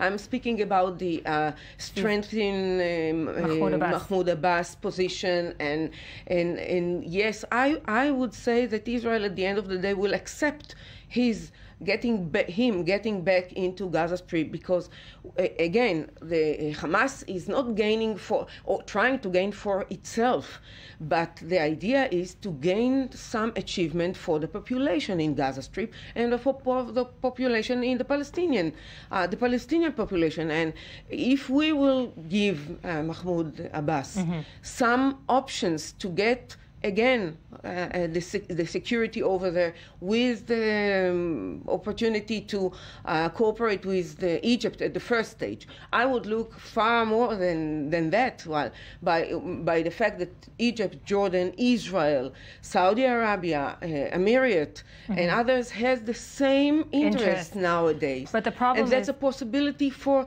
to utilize the crisis for an opportunity. And one would agree with you on the pragmatic, rational standpoint, but others would say, look, Israel, John Kerry was here in the region for 9 months, shuttle diplomacy and so forth. Israel didn't take that opportunity. It doesn't matter what side you look on. Mahmoud Abbas and Netanyahu are not in the best of terms. We're going to need a mediator from abroad, whether it be John Kerry, whether it be Ban Ki-moon, or whether it be the Egyptians. Well, to achieve what? An agreement between Israel and Hamas? To strengthen Mahmoud Abbas. In the past, people used to say you have to strengthen Yasser Arafat. Right. Today, people say you have to strengthen Mahmoud Abbas. People keep saying that, but the truth of the matter is that Arafat in the past and Abbas in the present is using this argument as a trick. It's so easy to say, I have to be strengthened, and this way he can use that power. Can I remind you that Abbas, not so long ago, signed an agreement with Hamas, right? So he's playing a double game. Well, perhaps he understood that Hamas cannot be eradicated and they have to be contained in this way. Israel can also look at Abbas as the person in charge. Hamas took over, as you know, the Gaza Strip in 2007. At the time, the PLO forces were unable or unwilling to fight Hamas. I remind you also that in the elections of the Palestinian National Council in 2006, Hamas won a majority. So when people say Hamas took over the Gaza Strip, as a matter of fact, they did win the elections a year before that. But the bottom line is that the PLO has been playing a double game vis-a-vis Hamas, using him on the one hand as a potential ally, and on the other hand as a threat towards the West. And you have to strengthen me because otherwise Hamas will take over. But then they cooperate with Hamas. So we have to realize this hypocrisy and stop being naive about this double game that the PLO has been playing for the past 20 years. I don't think that this is a hypocrisy. Abu Mazen really think that he can contain the Hamas. And when Abu Mazen went to the reconciliation, Hamas was in the same situation that the PLO was in 1993 when Israel gave the PLO the stick to rescue him from its isolation, and Hamas was in the same isolation like the PLO was in the 1993. And I want to mention that Hamas, so it is hard to defend Hamas in these days, but I want to mention that since the day one that the efforts of John Kerry were launched, Hamas did not condemn the negotiations even once. Hamas did not ask the Palestinian Authority to leave the negotiations only once or twice when there were incidents in the West Bank and civilians were killed. Hamas, and it is hard to say this, especially these days, were shown because of its isolation, because of its crisis, financial crisis especially, show a huge pragmacy that we were not used to from the Hamas. Khalid Mashal, in his speech in the first day of this round of confrontation, he warned the Israelis, said, you are losing the last Palestinians who still believe in the two-state solution. And the subtext of what Khalid Mashal said was very big. And I want to remind that Khalid Mashal believe in the two-state solution? No, I don't believe, and I don't believe that Khalid Mashal thinks that you have the right to exist here. Yeah, okay, yeah, but he's looking at a pragmatic perspective. Yeah, but pragmatic to achieve what? That in 70 years, or maybe in 100 years, to get rid of you, I do agree with you. But for the moment, we are dealing with options, and we have to choose maybe the best option. No, I don't think so. But I think that even Yael, in the first 3 days of this round of confrontation, the Hamas tried to calm the Palestinian faction in the Gaza Strip, not to shoot rockets, and even in the Israeli Secret Service, there was a unanimity that neither Israel, neither Hamas wanted this escalation. Now, Hamas was obliged because of the fact that Egypt, Israel, and the Palestinian Authority thought that it was better to keep him in its isolation than to integrate him. I'm afraid that we are paying the price now of these calculations of Israel, Egypt, and the Palestinian Authority. Oh, wait. But who would lead the area, the Palestinian, Hamas or the PLO? Or Abu Mazen. The Egyptians are trying to introduce the PLO, of course, and for the moment they're not succeeding to convince the Israelis that they can give a Israel chance. also accept the PLO and Abu Mazen as the leader of the Palestinians. We do not accept the Hamas anyway because Hamas is a terror organization. And Hamas, during the last few years of calm for calm in a way, just invested all the money that he's getting from Qatar and Iran and whatever in trying to find ways how to defeat, how to attack, not in trying to invest on the population. It should be an opportunity because the equation of calm for calm, at the end of the day, Hamas will be obliged to look at Iran money and to rearm itself once again, while I said yesterday that Israel, not building for the population, not hospitals. Exactly. Yeah, so I said Hamas is not paying attention to the population. That's why the opportunity is to lower or to decrease its influence on the Palestinian people. Yeah, and you have two ways to do so. In investing in the Palestinian population, like Shaul Mofaz even and other in the UN are talking about civil hard international investments in the Gaza Strip under international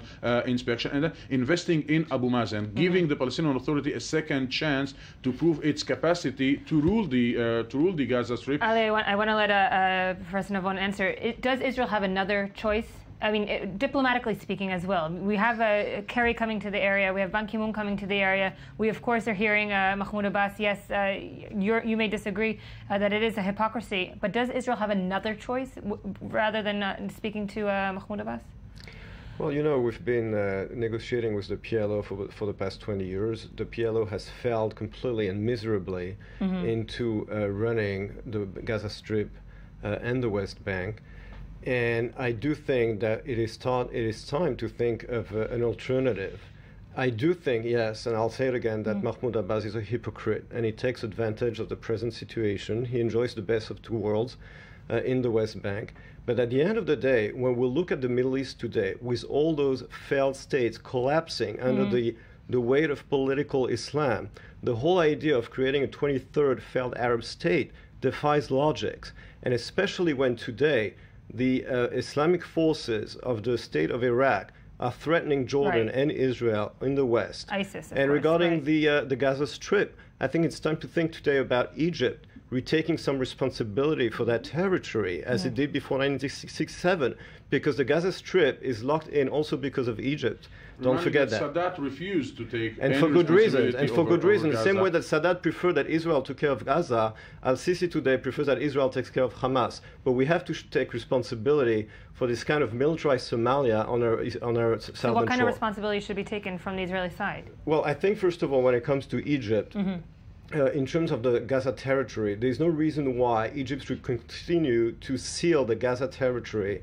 The Arab population of Gaza should have the freedom of movement to the Sinai Peninsula and stop this pressure on Gaza.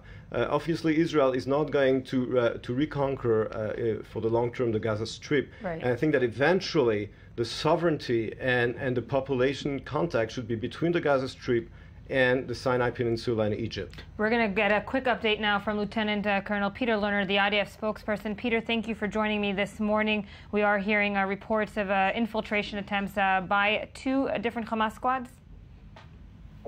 In two different locations, Hamas terrorists infiltrated Israel. One near Erez and the other one near Am.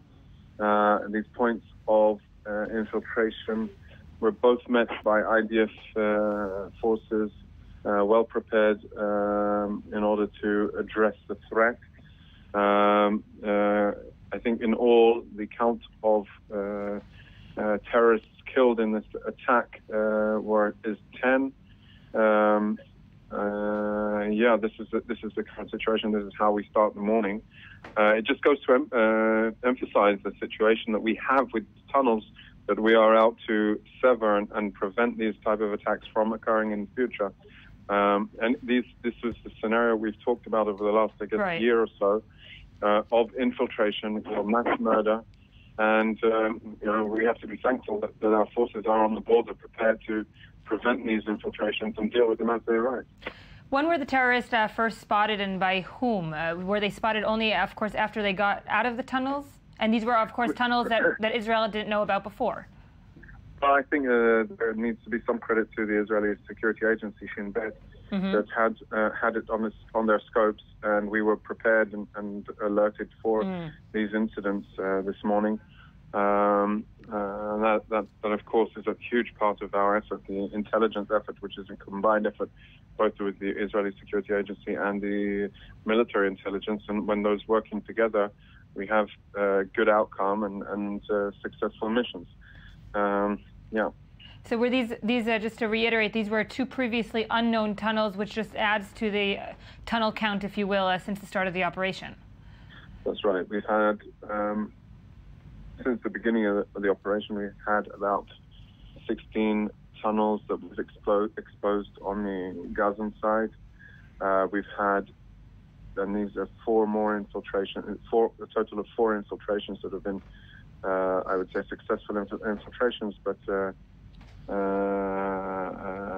in all cases we have prevented civilian impact, and it's been confrontation between IDF and these terrorists. So, of course, a bigger infiltration attempt was thwarted. Do we know of any wounded on the Israeli side? I can confirm that there are casualties. I can't go into details at this time. Okay, Lieutenant Colonel Peter Lerner, the IDF spokesperson, thank you for that update. Of course, just wishing all troops a quieter day as much as possible. I do want to thank all of my panel members. Orit, quickly? Just to clarify, there might be one tunnel with several piers. It doesn't mean that it's more tunnels. It's one tunnel that gets into a point, and from that goes to several piers. Well, of course, there was a thwarted attempt, we must say, that it was going straight into Israeli communities on the Israeli side of the border. Thank you all to my panelists. We're going to go to a very short break for the I-24 News Desk headlines. On your screen now, of course, the sky view of the Tel Aviv skyline. Quiet morning thus far in the center of the country. We do want to update that a rocket has exploded in Sderot. So far, no injuries that we can report of. We'll be back after this break.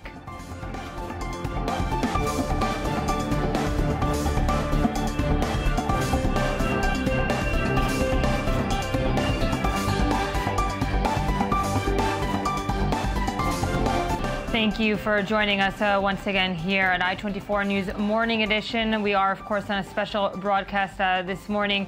Of course, this is day 14 of Operation Protective Edge. We're hearing, of course, we just spoke to the IDF spokesperson, of 2 infiltration attempts in different parts of the Israeli-Gaza border, where at least 10 militants, came out of tunnels into right next to communities on the Gaza border, where there were clashes with IDF forces. We do know that there are wounded, and that's all the information that we do have as of now.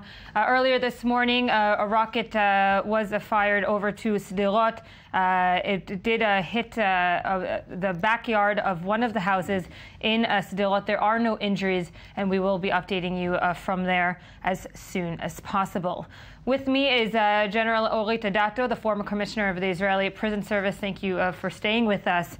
And, of course, the ambassador, Avi Primor, the former Israeli ambassador to the European Union. Thank you for being with us. I do want to start with you on the diplomatic front. There is, of course, as the fighting does intensify, and yesterday we saw maybe the most tragic day of fighting on both sides, the diplomatic window is closing, and now we've seen, of course, the U.S. Secretary of State John Kerry saying He will be coming to this region. He has received maybe the slap on the hand from the Obama administration. This needs to be finished up very quickly. Well, I don't know if it's closing or it's opening. I think it's rather opening. But we have not only Secretary Kerry who's coming, we also have Ban Ki-moon, the Secretary General of the United Nations. Who has had very harsh words for the Israeli government thus far. Pardon? Who has had very harsh words for the Israeli government thus far, calling it atrocious. Wow. The more televisions worldwide will show bodies of civilians, of children, of women, the more they will show destructions of civilian quarters, the more there will be criticism against Israel. And this is always like that. That goes for everybody, even for the United States when they fight in Afghanistan or wherever. But the main object of all those diplomats who are coming around, including the French Foreign Minister and others, is to achieve a ceasefire. Nobody has an interest in prolonging the war. Israel neither. We don't want to go on either. We accepted from the beginning a ceasefire proposal, and we are ready for that today too. The question is if one can convince the Hamas, and the only ones who can do that, and were not really keen on that until now, were the Egyptians. But maybe the Americans will make them an offer they can't refuse, and then they will put their pressure with all their might on the Hamas to accept the ceasefire. I suppose they will have to grant the Hamas some advantages. It won't go without any advantages for the Hamas, but we'll see how long it goes. And of course, we are still talking about, we're just seeing live pictures now on your screen from the Gaza Strip. I do want to remind our viewers that this is after a long night with Israeli forces inside the Gaza Strip and also from the air. I want to first show our viewers also what's happening around the world. As the Gaza conflict intensifies within the Strip, it also has intensified on the streets of many European capitals and also, of course, around the United States. Let's take a look at the following report. The fighting in Gaza between Israel and Hamas continues to wreak havoc. But as the ground offensive intensifies, Israel finds itself battling another front, public opinion.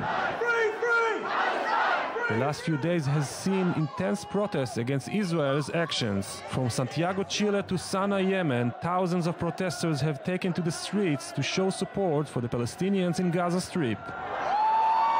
In London Saturday, up to 15,000 people marched from Downing Street to the Israeli embassy in Kensington, chanting against Israel and waving Palestinian flags. Especially intense were the numerous mass protests in Turkey. One demonstration outside the Israeli embassy in Ankara turned so violent that Israel on Friday ordered the families of its diplomats to leave Turkey for their own safety. The anti-Israeli wave reached as far as Sydney, Australia. Well, everybody angry, and if you're not angry, you're not human. We're talking about humanity. We support all the human beings everywhere around the world. We stand up for humanity. We're not talking about war. We're not talking about killing. Israel doing the killing and accusing the Muslim people as a terrorist. We're not a terrorist. They are a bloody terrorist. Even in Israel itself, not everyone sees eye to eye with the government. Hundreds of Israeli peace doves gathered in Tel Aviv and Haifa on Saturday and called on their government to stop the war. The group scuffled with hardline protesters who came to support Israel's right to defend itself. I believe that it's very important to resist this military operation, this war, the carnage in Gaza, because it's unnecessary and it's inhumane, and the Israeli government is the one which chose war and not peace. This is, of course, not the first time Israel faces sharp criticism from the streets, which sometimes lead to openly anti-Semitic acts. So long as the cannons continue to roar, the street will not stay silent. And just like many times in the past, Israel is getting most of the ricochets. Joining me now is Marie Cartier, the I-24 News Paris correspondent. Marie, thank you for joining us this morning. Hello.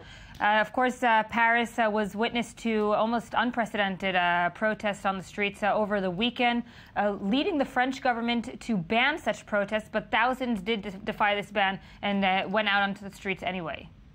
Yes, they went to the street anyway. The situation is quite worrying here in France as far as the pro-Palestinian demonstrators have never been so violent and so clearly against the French Jewish communities.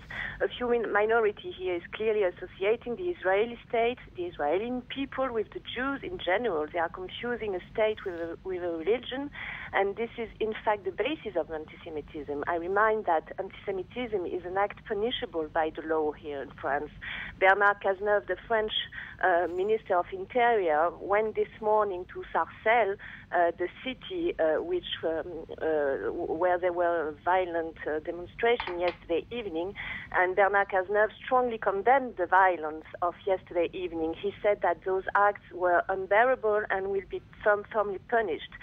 There were fightings during 5 hours yesterday in Sarcelles, in the suburbs of Paris. The demonstrator wanted to attack a synagogue, a kosher grocery was burned, a supermarket was destroyed, as well as a railway station. And the police was overwhelmed by the rioters. Several of them were injured yesterday. It was like an urban guerrilla with cars burning and so on. People were really afraid. In fact, Sarcelles is a city where you have a huge Jewish community. One of its districts is called Little Jerusalem. So there you have also a large Muslim community. So both are face to face, and the situation there is still very sensitive. Are the protesters on the street, are they overwhelmingly all Muslim, or are they of different backgrounds as well, and they're also there for political reasons? Is it a Jewish versus Muslim conflict, or can we actually say it's more of a political conflict, maybe showing different people from different backgrounds fighting over a political crisis? Well, the profile of the demonstration, I would say they are communist Islamist people. First, you have people coming from the North District of Paris, Barbès, which is mainly composed by immigrants of North Africa. Many of them also come from the poor suburb of Paris. So they are French with parents coming from Algeria, Tunisia, or Morocco, and many of them supported the Arab Spring and the rebel in Syria, even the Islamist terrorist group. So what we also notice is that a large part of the French girls who are demonstrating are wearing the scarf or the hijab. So we can say that this is a few minority. This few minority is feeling more like a Palestinian. As I said, we all are Palestinian when they are demonstrating. So they don't feel like a French citizen, really. This might be a little bit direct, but it is the way it is. I often investigated in those areas, and none of the young people feel really French, saying they are rejected by the French system. So I would say that those demonstrations are not representative of the French people in general, and they are not representative of the Muslim community in France. Second, you have some communists also, but the goal of the communists is to criticize François Hollande's policy once more. I don't really think they care about the Palestinians, as long as we didn't hear them concerning the people dying in Syria, for example. Their aim is to criticize every decision of the government and the fact that François Hollande has supported Israel at the beginning of the conflict. Marie Cartier, our I-24 News correspondent there in Paris, thank you for joining us. Ambassador Primor, of course, this is no new pictures for you as someone who served in the European Union, but would you say that there is reaching a new scope, or maybe in terms of its messaging as well? No, we've seen that before. We've seen that many times before. Wherever the situation in the Middle East escalates, whenever there are turbulences, the Muslims, and particularly the Arabs, are, of course, emotionally involved, and they want to demonstrate and they want to show what they really feel. And don't forget, there's a difference between certain countries and others. There's less emotional involvement among the Muslims in Germany, for instance, because they're Turks in their majority, and even a third of them are Kurds. Than in France or in Belgium, partially in Holland, because they're North Africans, they're Arabs. In Britain, for instance, you also see a difference between the Arabs and Pakistanis, for instance, other Muslims. So it has a lot to do with with nationalist emotion. But you also hear a lot from the pro-Israel camps and also from the Israeli leadership itself that why are these people going to the streets when it only has to do with Israel and the Palestinian people, whereas, of course, we see the Syrian conflict taking many more lives in Iraq and so forth, and ISIS is a big threat. Can that be explained? Well, first of all, don't forget that Syria is a conflict within the Arab world. It's a conflict between Sunnites and Shiites. So the Arabs are divided between the two. Who do you want to demonstrate against? Who do you want to demonstrate in favor of? The Arabs don't even know who they really want to support. The same thing goes for Iraq.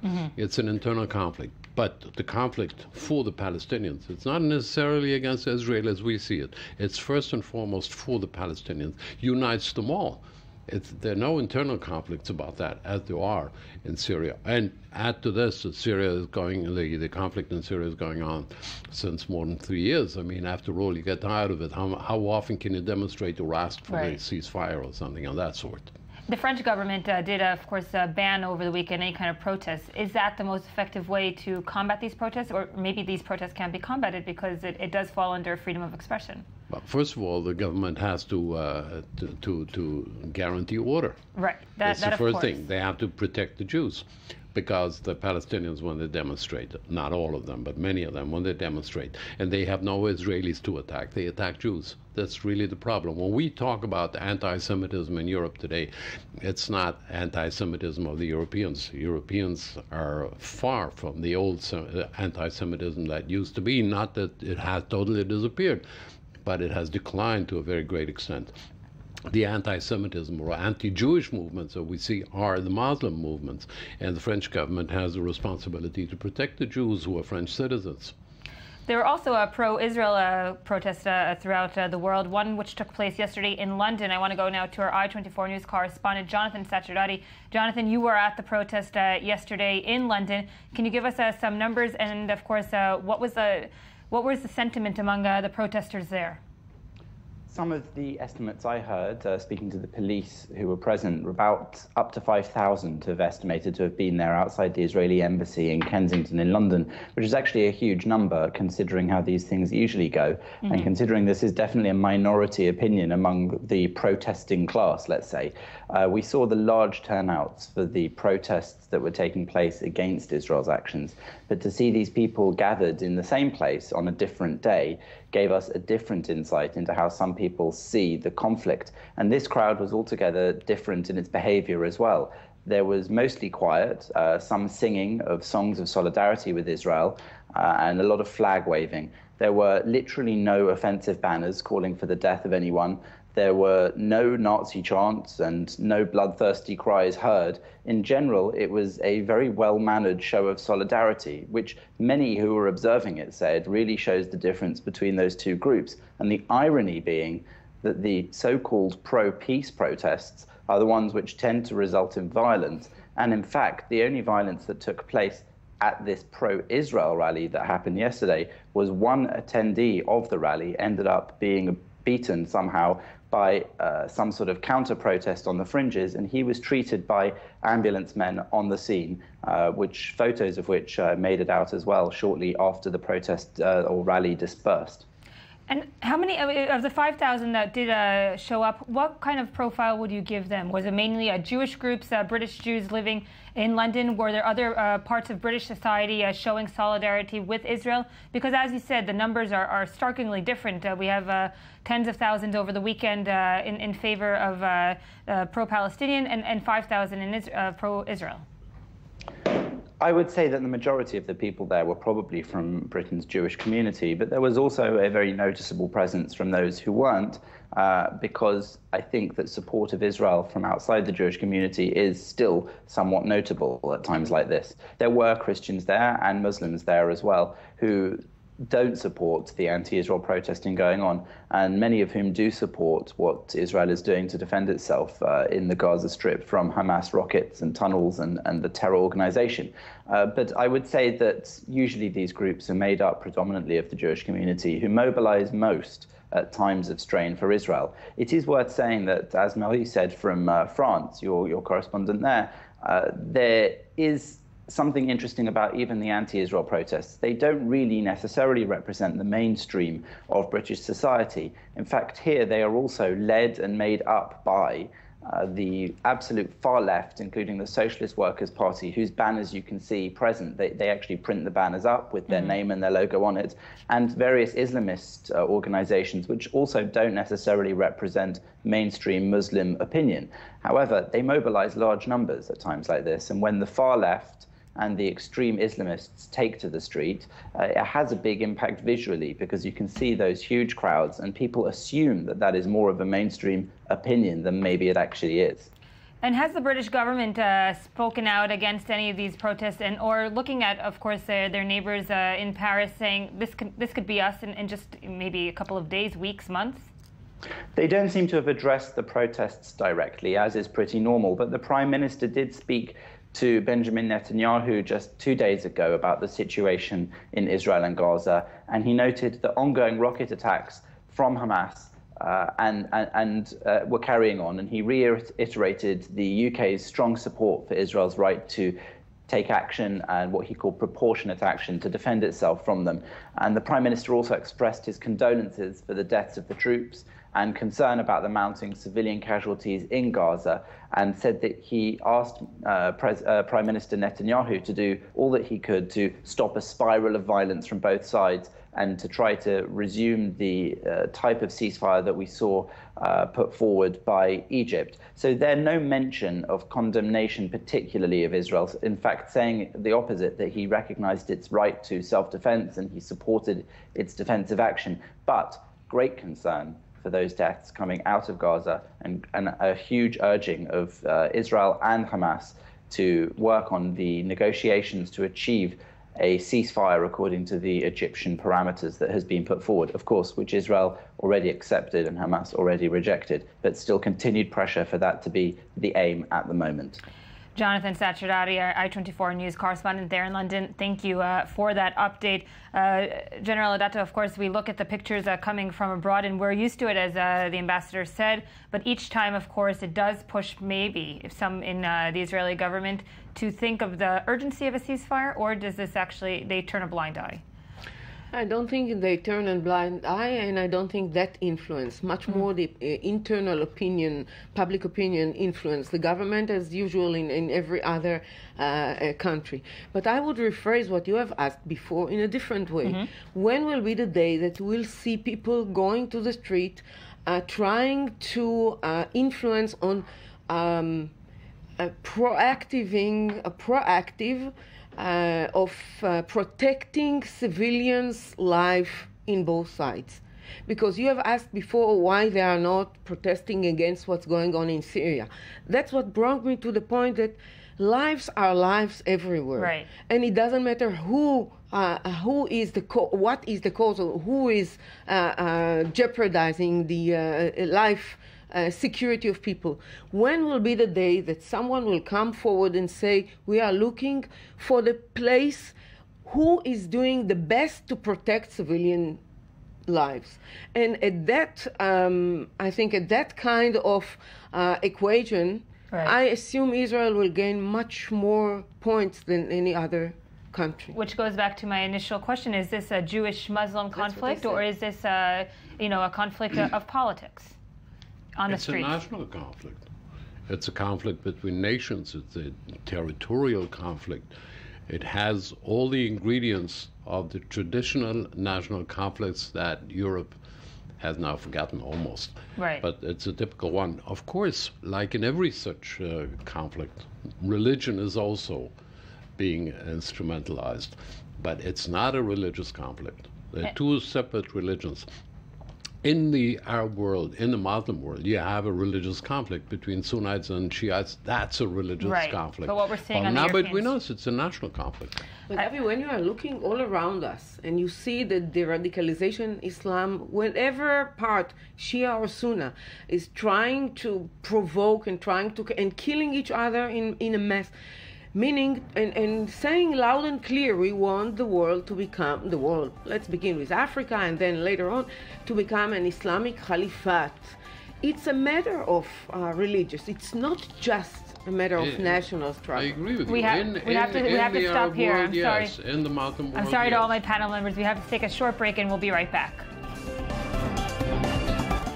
Welcome back to I-24 News Morning Edition. Of course, we're in a special broadcast this morning. It's day 14 of Operation Protective Edge. With me in studio for this next half hour is the intelligence and security expert Yossi Melman. Yossi, thank you for joining us. Good morning. And the founder and CEO of the investment firm Clarity Capital and the former senior Israeli Air Force officer Tal Kenan. Thank you for joining us. And with me now in studio is I-24 News correspondent Gabi Tartakovsky. Gabi, you do have some headlines from around the world. Yes, Ynet reports that unemployed in southern Israel are now exempt from reporting to employment offices. All unemployed Israelis in southern Israel located within 40 kilometers of Gaza are now exempt from reporting to employment offices. They are still eligible for unemployment checks. That was a big question, of course. Yes, and they can still claim other related benefits. Some offices remain open in Ashkelon and Ashdod, while others are closed. The unemployment rate in southern Israel is the second highest in the country, second only to the northern region of Israel. About 7% are unemployed in southern Israel, and so far during Operation Protective Edge, almost 30% Israelis are absent from work due to the operation. Some, of course, are being recruited to reserve service, while others are simply too scared to leave their house, and that's obviously understandable. And this is important also to note, this is in accordance with the Home Front Command regulations. Yes. Moving on, Haaretz reports that the Israeli hotel industry is losing $125 million as a result of Protective Edge. Hotels in Israel are expected to lose about 340 million shekels in revenue from foreign visitors, while also 85 million shekels to lose from internal tourism Israeli customers. But they still don't lower their prices. They still don't lower their prices, those cheap bastards. Now, over 800,000 visitors were expected to visit Israel between July and September. Now it is expected that at least 280,000 tourists will not be here residing in industry, Israel. Of course, in Israel that is being affected, and also all the small businesses in the south. Indeed, absolutely. Those that are self-employed and so forth, they're being hit maybe the hardest right now. And now for another tragic loss. Mako reports Backstreet Boys postponed their Israeli gigs to spring 2015. The Backstreet Boys, the great boy bands of the 90s, were supposed to be here performing 3 sold-out shows next week. They postponed their recent gigs, and this goes after, of course, many other artists. Neil Young, America, Chick Corea, Paul Anka, the list goes on, and now it's the Backstreet Boys' turn. They say this is a great disappointment for us and for you, the fans. This was scheduled to be our first visit to Israel, and we're really looking forward to meet the fans. They're working on rescheduling the gigs. So far, the latest gigs are in October on the back of the SS Backstreet. They have their own cruise, would you believe it or not? So maybe Israelis will get a chance to go on the cruise, but not to see them in Ra'anana next week. Well, maybe the cruise will be better. Maybe, who knows? Who knows? Maybe it's safer. I don't know. I would definitely think so. What else do you have? The Times of Israel reports The Voice contestant sings from Ashdod bomb shelter. 20-year-old Sarah Merson is a native Florida. She came to Israel. She lives in Ashdod as an English teacher. She now competes in the 3rd season of The Voice in Israel, and she posted this video covering Matisyahu One Day. It's a 2009 tune he wrote about promoting peace and end to violence. And she recorded herself performing in an Ashdod bomb shelter.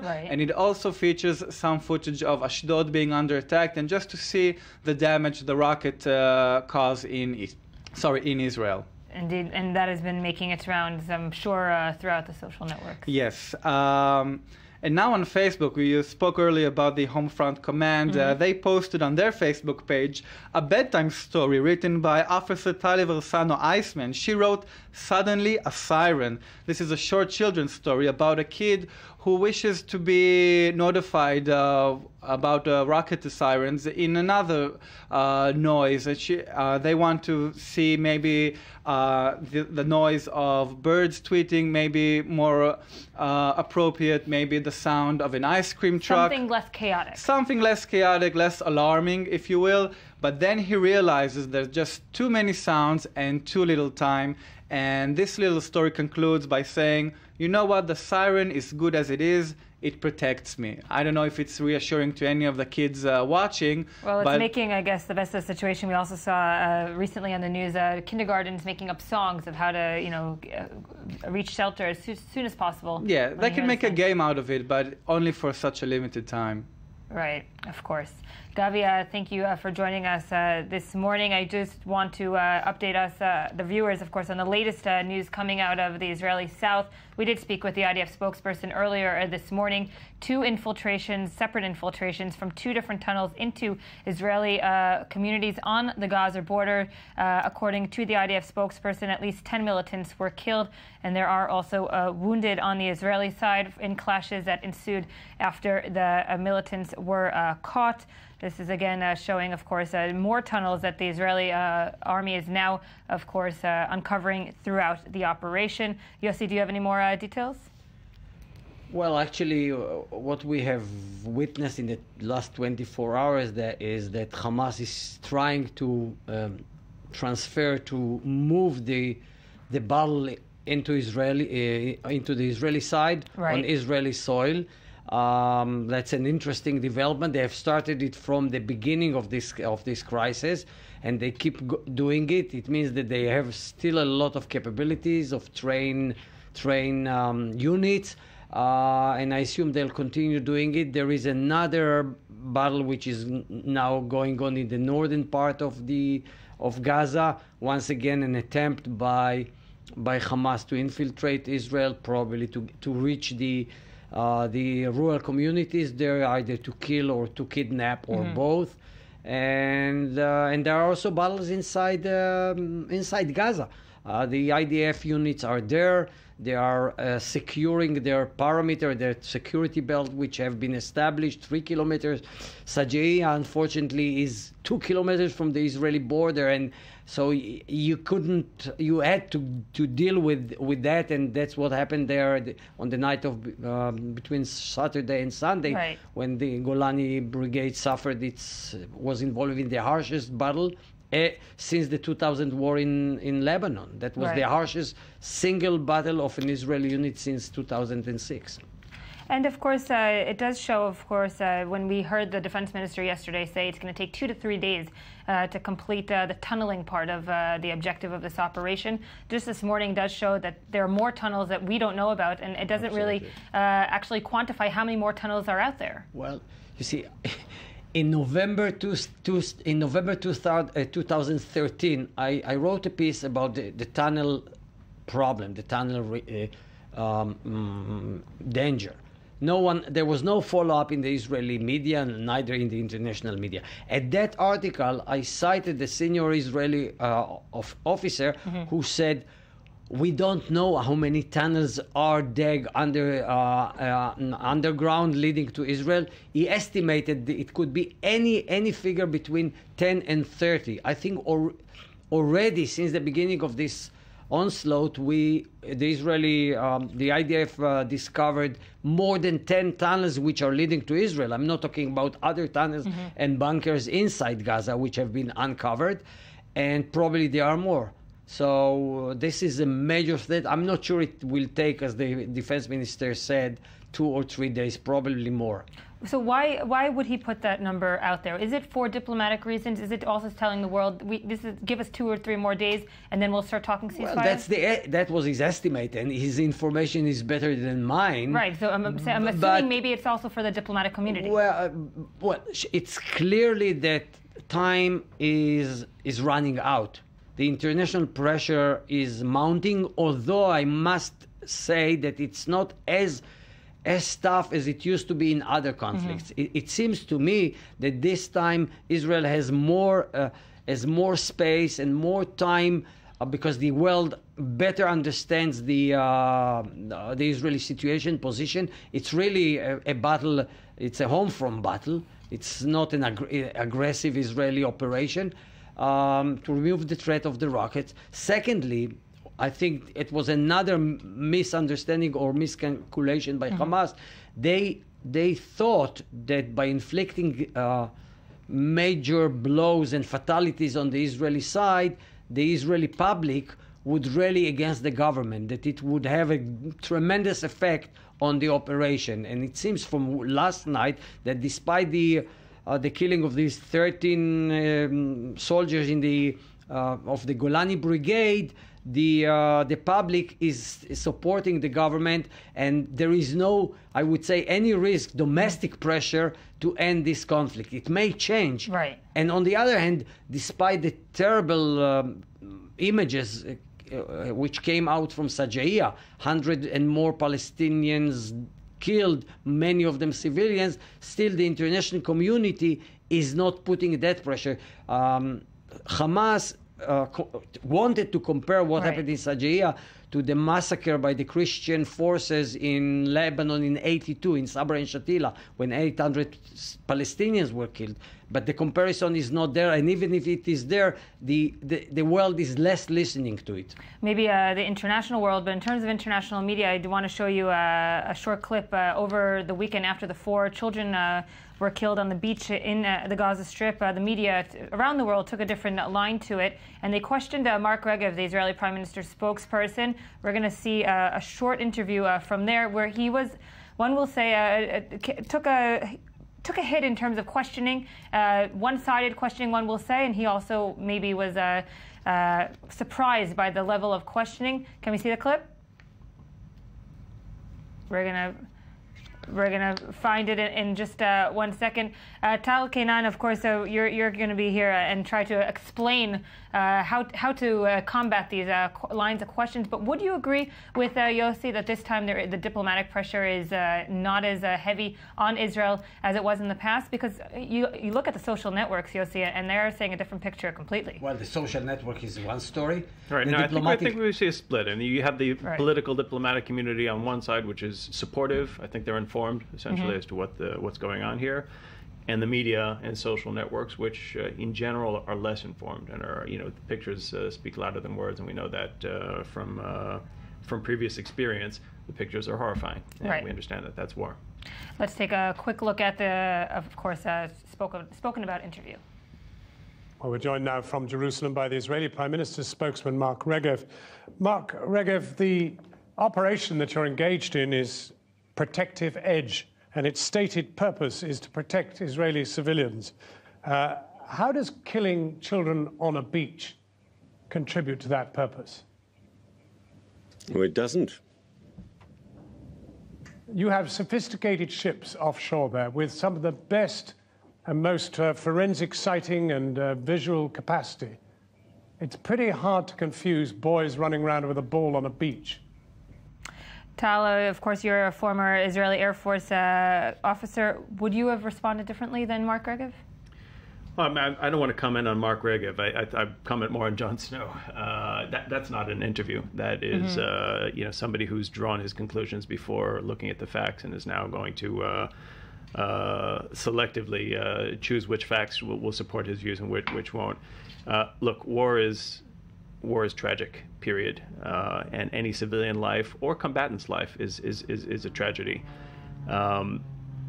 To express outrage at the level that we're seeing, from interviews like this, and if you see the rest of the interview, I think it gets much worse, as we're going. And not compared. There's no benchmark. The benchmark maybe should be what would you do in this situation. And if you kind of look out, I think we're at about a ratio of civilians to combatants lost in this conflict of about 1 to 1, which sounds terrible. But if you look at UN reporting over conflicts around the world, 3 to 1 is the average. 3 to 1, not 1 to 1. We're at 1 to 1. If you look at the British forces in Afghanistan, British forces in Iraq, it's more like 4 to 1. Right. U.S. forces, 4 to 1. By the way, this is not a knock on those forces. At the end of the day, war is tough. It's very difficult. It's imprecise. It's not that the British army is equipped with less sophisticated equipment than the Israeli army. Mistakes will be made, and civilians will be lost, especially when you have one side which is dictating rules of engagement in which civilians are likely to be killed. Right. Again, from the Hamas perspective, lost civilians are a victory. We had earlier in the show the former commander of British forces in Afghanistan, who said one of the differences between this conflict and the one in Afghanistan was the conflict in Afghanistan was far away from the British public. It was far away from the cafes in London and so forth. Here we're speaking about a conflict that's not only inherently geographically close, but also involves civilians inevitably. All right. Yeah, I'd say that's probably true, although we're pretty far from the British public as well. And I think, again, the level of outrage that we're hearing here, I think defies explanation as far as the facts of the ground would support it. I'd say something even stronger than that, though, is that the reporting today, the media is a part of the conflict at the end of the day. And this kind of reporting, which we're seeing across Europe, far less in the United States, but certainly across Europe, fans the flames of hatred at the end of the day. And I think what we need to be doing is trying to calm those down today, trying to get to a place where the shooting stops and we can kind of collect ourselves and think, how do we want to proceed forward? Certainly laying the responsibility for civilian lives in Gaza solely at the hands of the Israeli Defense Forces, that is Hamas's objective. That certainly solidifies Hamas's position and encourages them to continue using these types of tactics.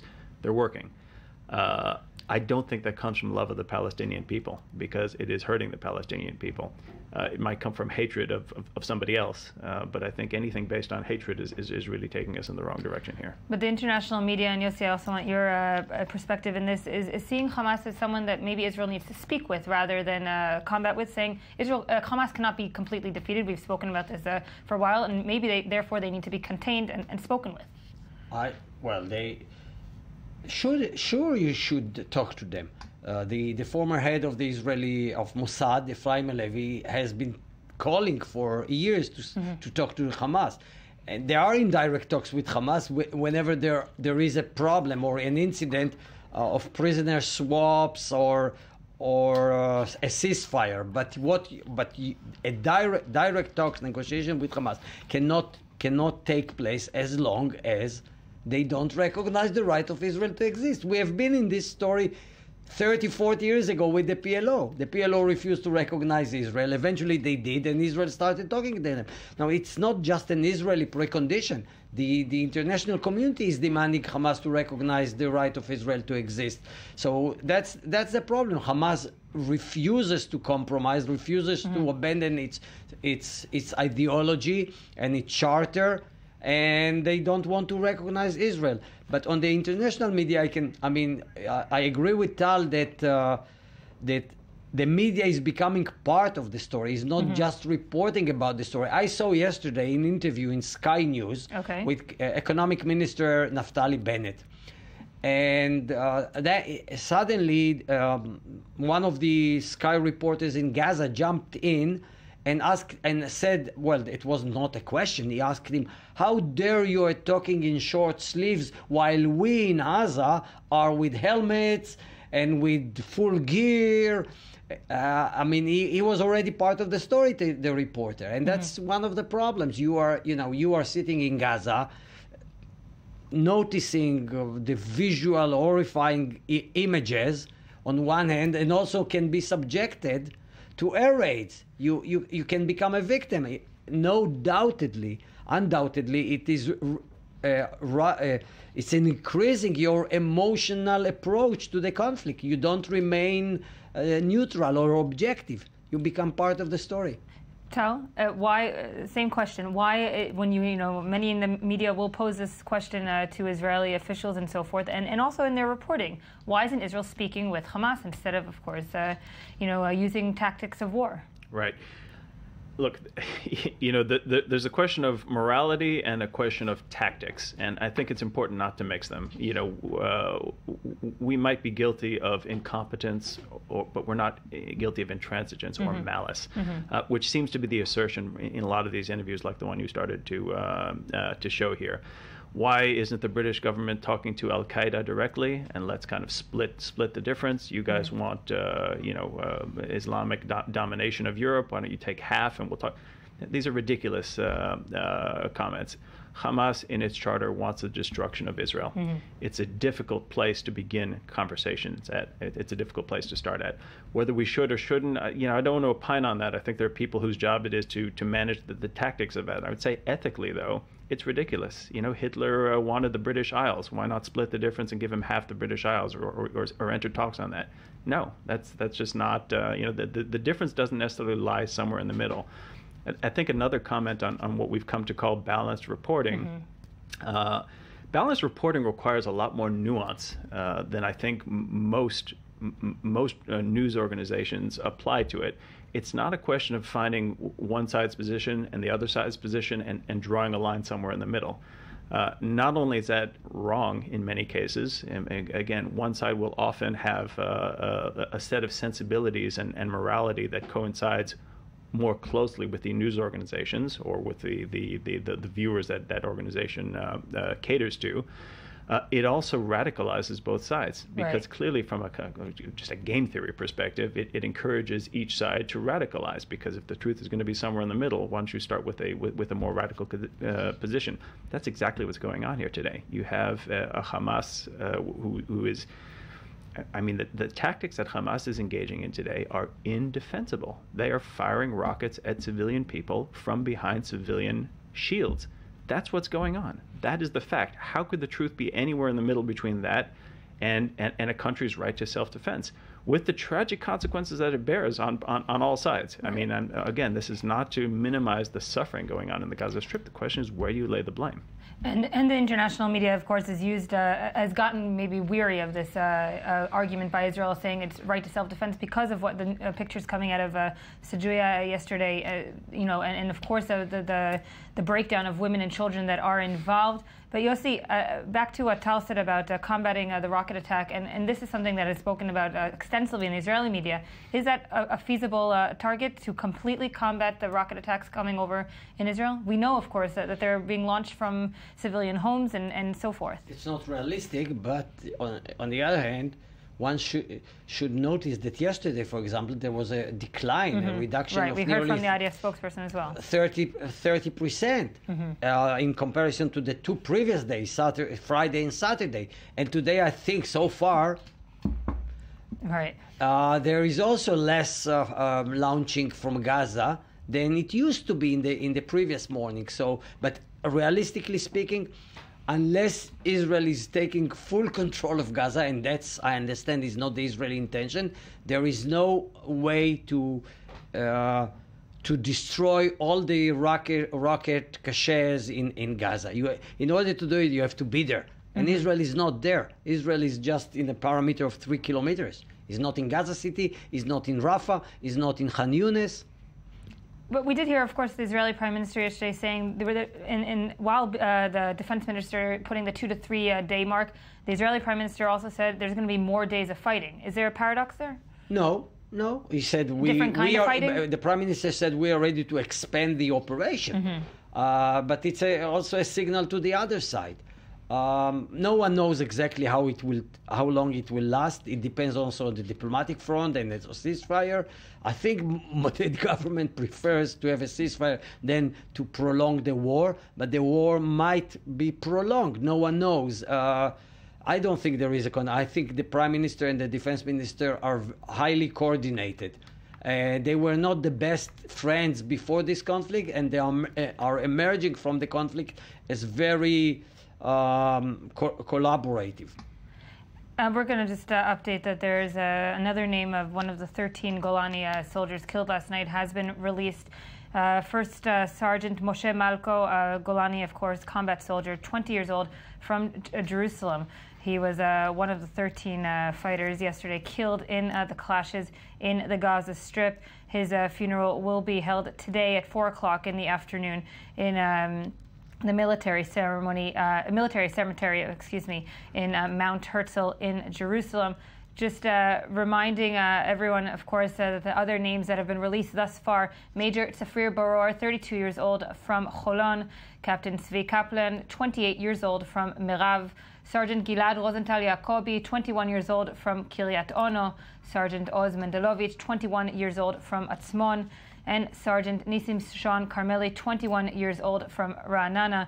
Sergeant Carmeli, of course, was a new immigrant to Israel coming from Texas, and we spoke to the consulate there earlier during the show. We're going to go now to our I-24 News correspondent, Charles Biebelzer. Charles, you, of course, are in Tel Shomel Hospital, one of Israel's largest hospitals in the center of the country today, receiving the wounded soldiers. Hi, Yael. According to the military, an additional 15 soldiers were injured overnight and into this morning. At this particular facility, since midnight, 6 IDF soldiers have been admitted with injuries related to the ongoing fighting in Gaza. So as you can see, there remains a steady stream of wounded coming in, being airlifted, evacuated to hospitals throughout the country. I wanted to just bring up an interesting point. We spoke to the CEO of the hospital, and he said that not only are they treating Israeli wounded, but they continue to treat Palestinians and even Gazans that are both sick and have been wounded in the conflict. Charles Biebelzer, thank you for that update. We just want to continue with the latest story from the Israeli-Gaza border. Of course, IDF forces were clashing with 2 different terror squads coming in from the 2 different tunnels. Yossi, we do know that we can say now there was a complete infiltration attempt by 2 different squads. One squad was hit by the Israeli Air Force, and we do know of wounded on the Israeli side. Yes, I think the figures are being updated since the beginning of the program. I think the 15 Hamas combatants who penetrated Israel via these 2 tunnels were killed. And we'll continue updating you throughout this morning. And we do also need to update that there were 4 rockets fired in the last hour over the Eshkol region, one hitting a backyard of a house in Sderot. No injuries were reported, and some damage was reported in that backyard. Of course, we will be updating you throughout the day here at I-24 News. I want to thank all of my panelists this morning. Thank you, I-24 News correspondent Gabi Tartakovsky. We'll be back, of course, tomorrow with another special broadcast of I-24 News Morning Edition. It's Operation Protective Edge, the day 14. Next up are the headlines from the news desk.